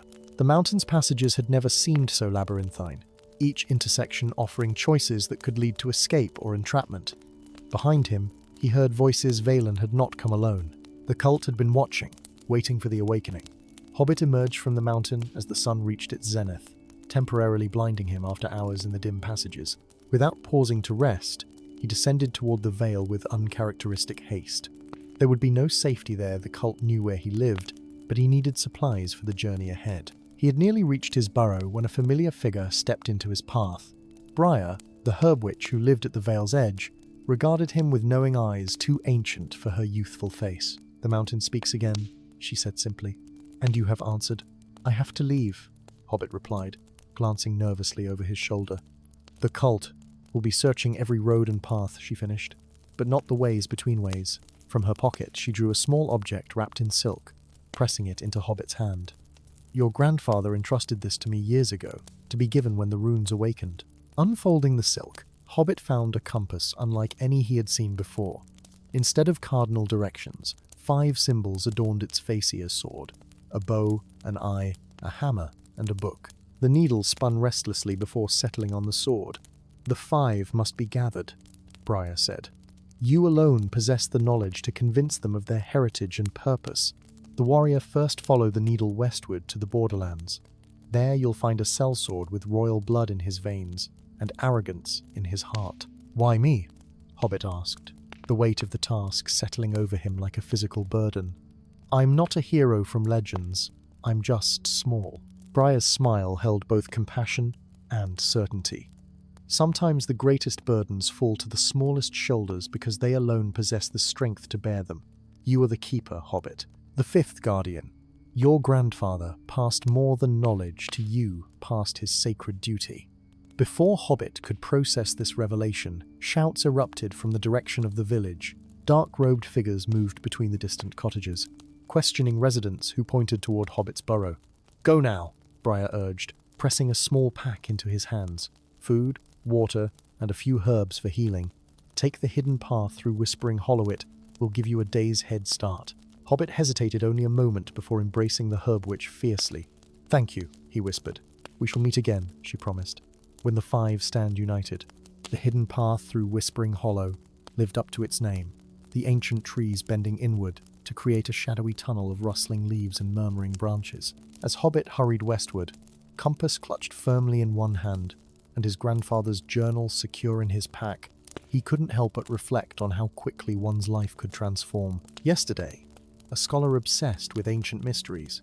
Today, the bearer of a sacred duty that could determine the fate of all realm. The needle wavered slightly as he walked, then steadied, pointing unerringly toward the distant borderlands where the first guardian awaited, unaware of both his heritage and his destiny. Beyond that lay the hunt for the remaining three, each with their own story, their own resistance to overcome. And somewhere, in the shadows, Velen and his cult pursued, determined to release what the original guardians had sacrificed everything to contain. A dark entity whose prison weakened with each passing hour, whose influence already stretched beyond his confinement to touch the minds of the susceptible and power-hungry. The fate of the world now rested in the smallest of hands, guided by ancient knowledge, driven by unshakable determination, and following a compass that pointed not to places, but to people. People who must become heroes, whether they wished it or not. Hobbit squared his shoulders and quickened his pace. The runes had awakened. The five must answer. Story 14. The sky above the highlands of Durinar bled crimson, as though the heavens themselves mourned what was about to occur. Atop the jagged peak of Dragonspire Mountain, amid the swirling mists that perpetually shrouded its summit, the final confrontation between ancient powers unfolded with terrible splendor. Hobbit crouched behind a weather-worn boulder, clutching his satchel of rare mountain herbs to his chest. The small gardener had ventured farther up the treacherous paths than ever before, in search of the elusive moonflower bloom, said to grow only where dragon's breath had warmed the soil. Never had he imagined he would witness the breaking of the world. The dragon Fireheart, the magnificent, last of the great worms, reared against the twilight sky, his scales gleaming like burnished copper in the dying light. His massive wings created thunderclaps with each powerful beat, and his roar shattered stone. Yet even from his hiding place, Hobbit could see the ancient creature was wounded, bleeding molten gold from a dozen grievous wounds. Before the dragon stood Lord Vortigern, clad in armor of midnight blue inscribed with frost runes, wielding a spear carved from the heartwood of the world tree itself. His laughter cut through the mountain air as sharply as the wind. "The Age of Fire ends today," Vortigern shouted, his voice unnaturally amplified by dark magic. "Bow before the coming ice, last son of flame, and perhaps I shall grant you a merciful end." Fireheart's response came not as words, but as a column of white-hot flame that turned the very air to shimmer. Yet Vortigern stood untouched within a sphere of icy magic. The flames diverted around him like water around stone. "So be it," the Lord whispered, though somehow his words carried to every corner of the peak. "The ancient pact dies with you." What happened next seared itself into Hobbit's memory forever. Vortigern struck with impossible speed, the enchanted spear finding the one gap in the dragon's natural armor directly above his heart. Fireheart's roar of pain and rage echoed across the Seven Kingdoms, a sound of such profound loss that tears froze on Hobbit's cheeks as they fell. The dragon's massive body crashed to the mountainside, causing tremors that knocked Hobbit from his hiding place. He tumbled down a short incline, coming to rest just yards from the dying creature's massive head. Golden eyes the size of wagon wheels fixed upon him, pupils contracting with the last vestiges of fading life. To Hobbit's astonishment, the dragon's voice entered his mind, ancient and melodious despite its weakening pulse. "Little gardener, with soil under your nails and kindness in your heart. Fate has a strange sense of humor indeed." Hobbit couldn't move, transfixed by the dragon's gaze. "The pact must not end. Fire must not perish from the world. I bestow upon you my essence, last witness to my passing. Guard it well, for winter comes with my death, a winter without end." "I can't," Hobbit stammered aloud. "I'm just a gardener. I'm nothing special." The dragon's enormous maw curved in what might have been a smile. "The smallest seed often grows the mightiest oak. Remember." With his final breath, Fireheart exhaled a gentle plume of golden mist that enveloped Hobbit. It smelled of cinnamon and summer lightning, of forge fire and dawn. The mist sank into his skin, and for one heartbeat, Hobbit felt the world through the dragon's senses, the thrum of the mountain beneath him, the whisper of clouds overhead, the song of flame that connected all living things. Then pain lanced through him, driving him to his knees as something ancient and powerful settled beside his soul. When he could see again, Fireheart's body had begun to crystallize, turning from flesh to ruby-colored stone. Lord Vortigern approached, yanking his spear free from the rapidly hardening corpse. "The deed is done," Vortigern announced to the empty air, apparently unaware of Hobbit's presence. "Alert our master. The Age of Ice begins now." Hobbit remained perfectly still until Vortigern descended from the mountain. Only then did he dare move, every joint aching as though he had aged a century in moments. The sky overhead had already changed, storm clouds gathering with unnatural speed, the first snowflakes beginning to fall despite it being the height of summer. By the time Hobbit reached his cottage on the outskirts of the village of Emberdale 3 days later, frost covered the meadows and a bitter wind howled through the valleys. The unnatural cold had come swiftly, withering crops and forcing people to light fires that gave warmth, but somehow failed to dispel the bone-deep chill that had settled over the land. "Something's very wrong with the world," Old Marta, the village wise woman, muttered as Hobbit passed her cottage. "The balance is broken. Did you feel it, herb gatherer?" 3 nights passed, when the mountain shook and the sky wept fire. Hobbit merely nodded, pulling his cloak tighter around himself, though strangely, he didn't feel the cold as keenly as others seemed to. Something warm pulsed beneath his breastbone ember of heat that never quite faded. That night, as ice crystals formed on the inside of his windows, Hobbit dreamed of flight and flame, of vast treasure hoards and the singing of stars. He woke gasping, his skin glowing faintly from within, like a banked campfire, the sheets around him singed at the edges. "What's happening to me?" he whispered to the empty room, watching as his breath emerged, not as steam, but as a wisp of smoke. The answer came 3 days later, when the first of Lord Malachai's hunters arrived in Emberdale. They wore the midnight blue of House Vortigern, but answered to a higher Mastara sorcerer who had sensed the transfer of draconic essence and coveted its power.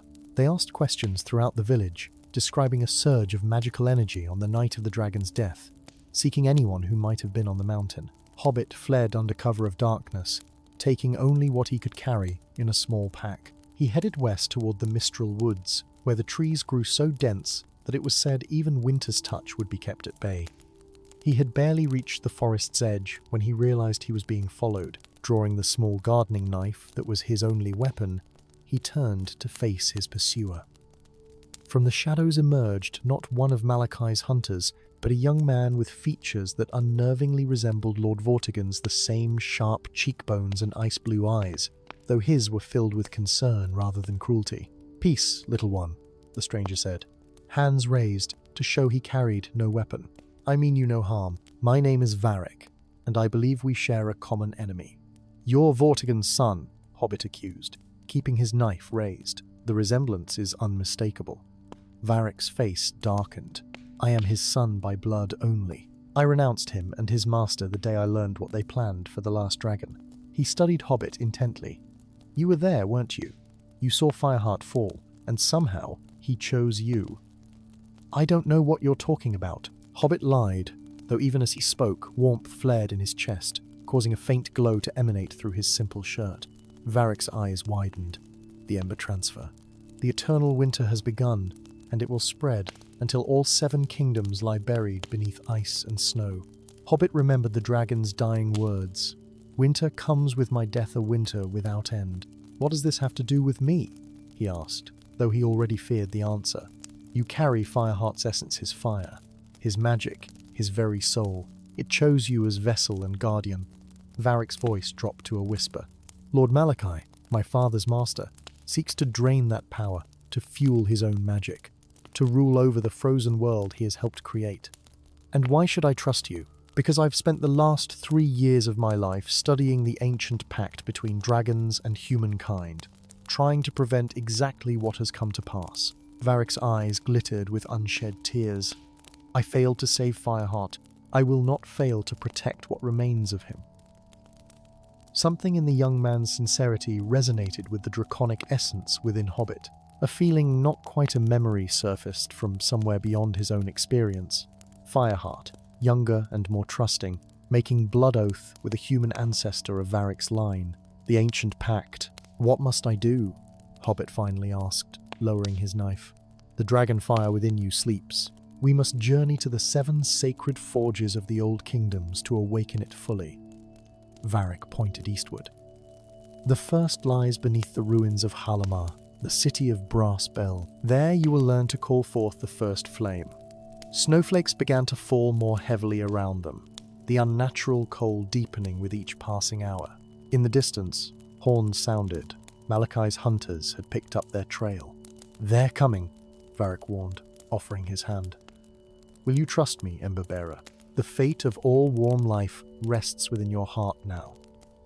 Hobbit hesitated only a moment before taking the offered hand. As their fingers touched, the ember within his chest flared brighter, and for just an instant, his eyes reflected golden fire, like those of the dragon on the mountaintop. I'm still just a gardener, he said softly. Perhaps, Varric replied with the ghost of a smile. That's precisely why Fireheart chose you.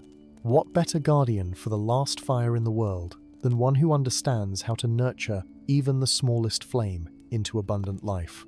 Together, they vanished into the deepening woods as the first true blizzard of the great winter howled across Durinar's highlands, burying the world beneath a blanket of unnatural white. Behind them, a single impossible bloom pushed through the snow, a moonflower, opening its petals despite the cold, its center glowing with a familiar golden light. The last fire in the world was not yet extinguished. It walked on 2 small feet, carried in the unlikely heart of a gardener who had never before ventured beyond his village, now bound to a destiny as vast as the sky, through which dragons once freely soared. Story 15. The mist curled like ghostly fingers around the ancient oaks of Eriador's borderlands, where the light of dawn struggled to pierce the perpetual twilight. In the small village of Willowvale, nestled between rolling hills and the ominous silhouette of Drakenmore Fortress, the morning bells remained silent for the 3rd day. No smoke rose from chimneys, no children's laughter echoed through cobblestone streets only. The whisper of wind carrying the scent of decay, and something far more sinister. Hobbit stood at the edge of the village, his diminutive frame dwarfed by the scene of desolation before him. Despite his small stature barely reaching the waist of most humans' eyes, betrayed an ancient wisdom at odds with his youthful appearance.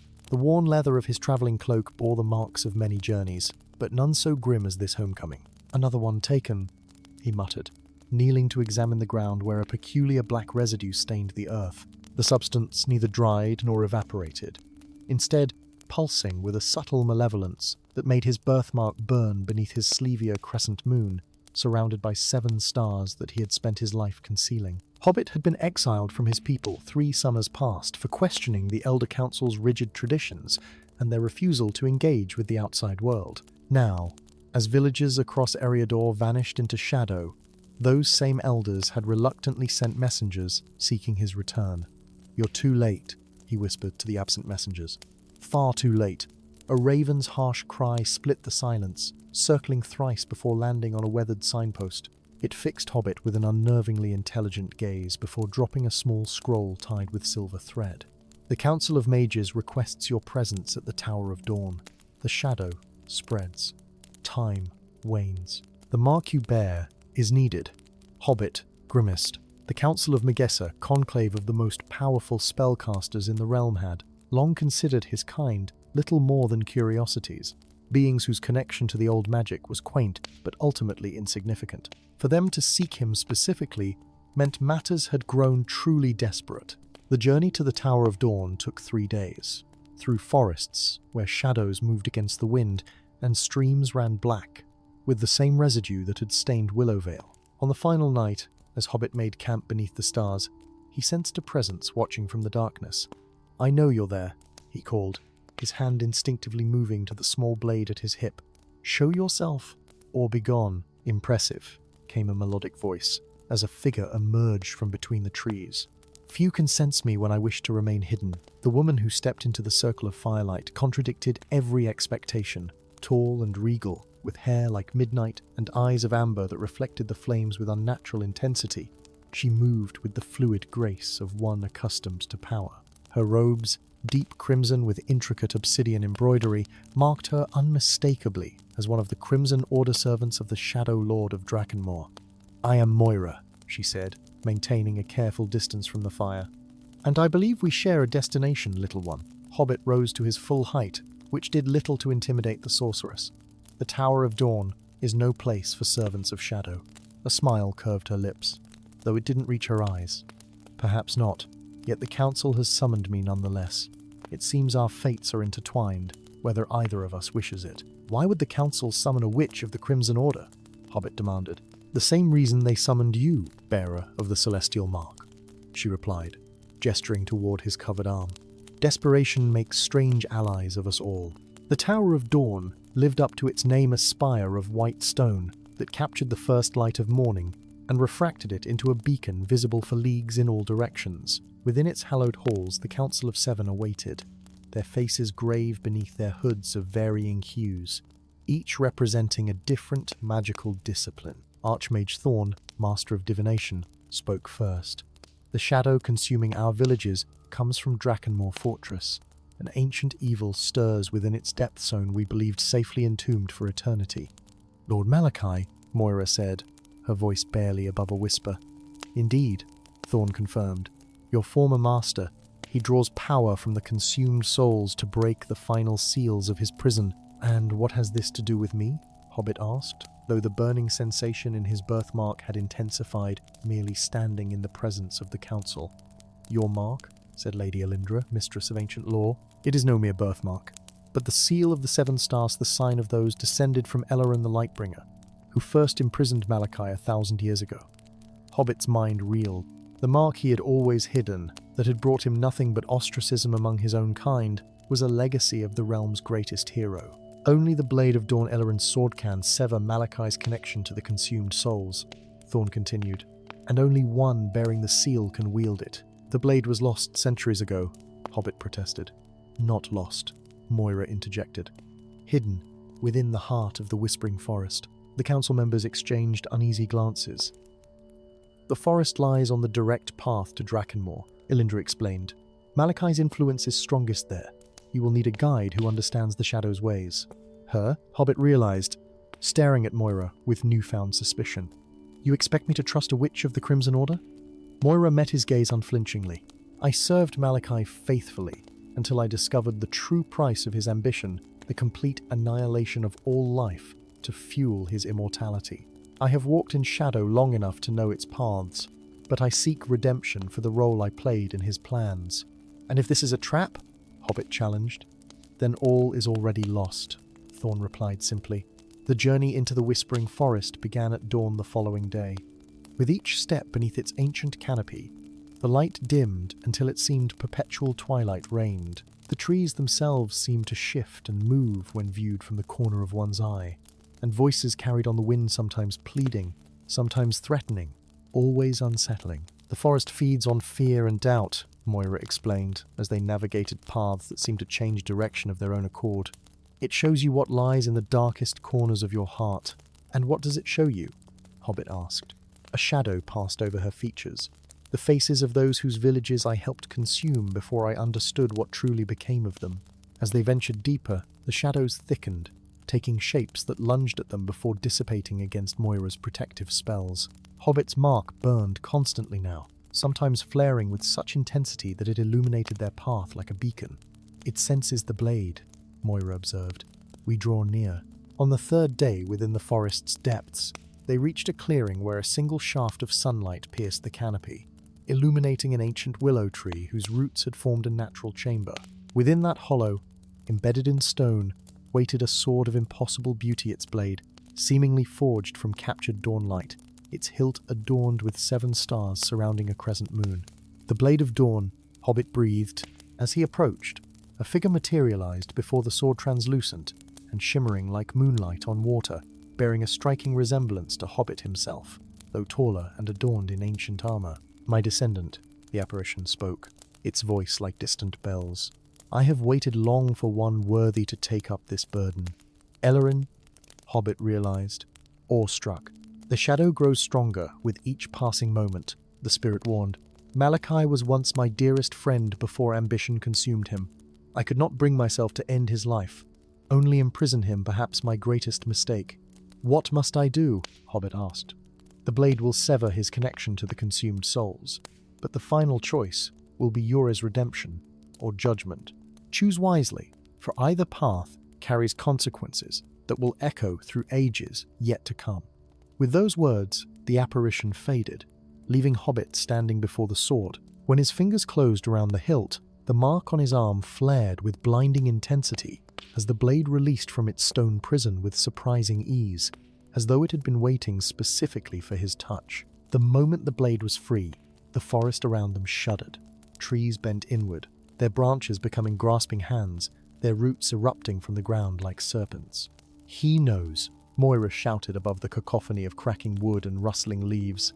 "The forest is his eyes and ears, we must flee." They ran as the forest came alive around them, paths closing behind them, and new ones opening, though whether leading to safety or deeper peril, neither could tell. Shadow creatures materialized in their path, their forms more substantial than before, with gleaming eyes and claws that left deep gouges in the earth. As they battled through the increasingly hostile woodland, Moira's spells growing weaker with each casting, they emerged suddenly onto a ridge overlooking their destination, Drakenmore Fortress. Once a marvel of architecture, the castle now stood corrupted, its stone blackened and twisted into unnatural formations. A pulsing dome of darkness enveloped it, occasionally flashing with crimson lightning, and from its highest tower, a beam of concentrated shadow shot skyward, tearing a wound in the very fabric of reality. "We're too late," Moira whispered, her face ashen. "He's beginning the final ritual.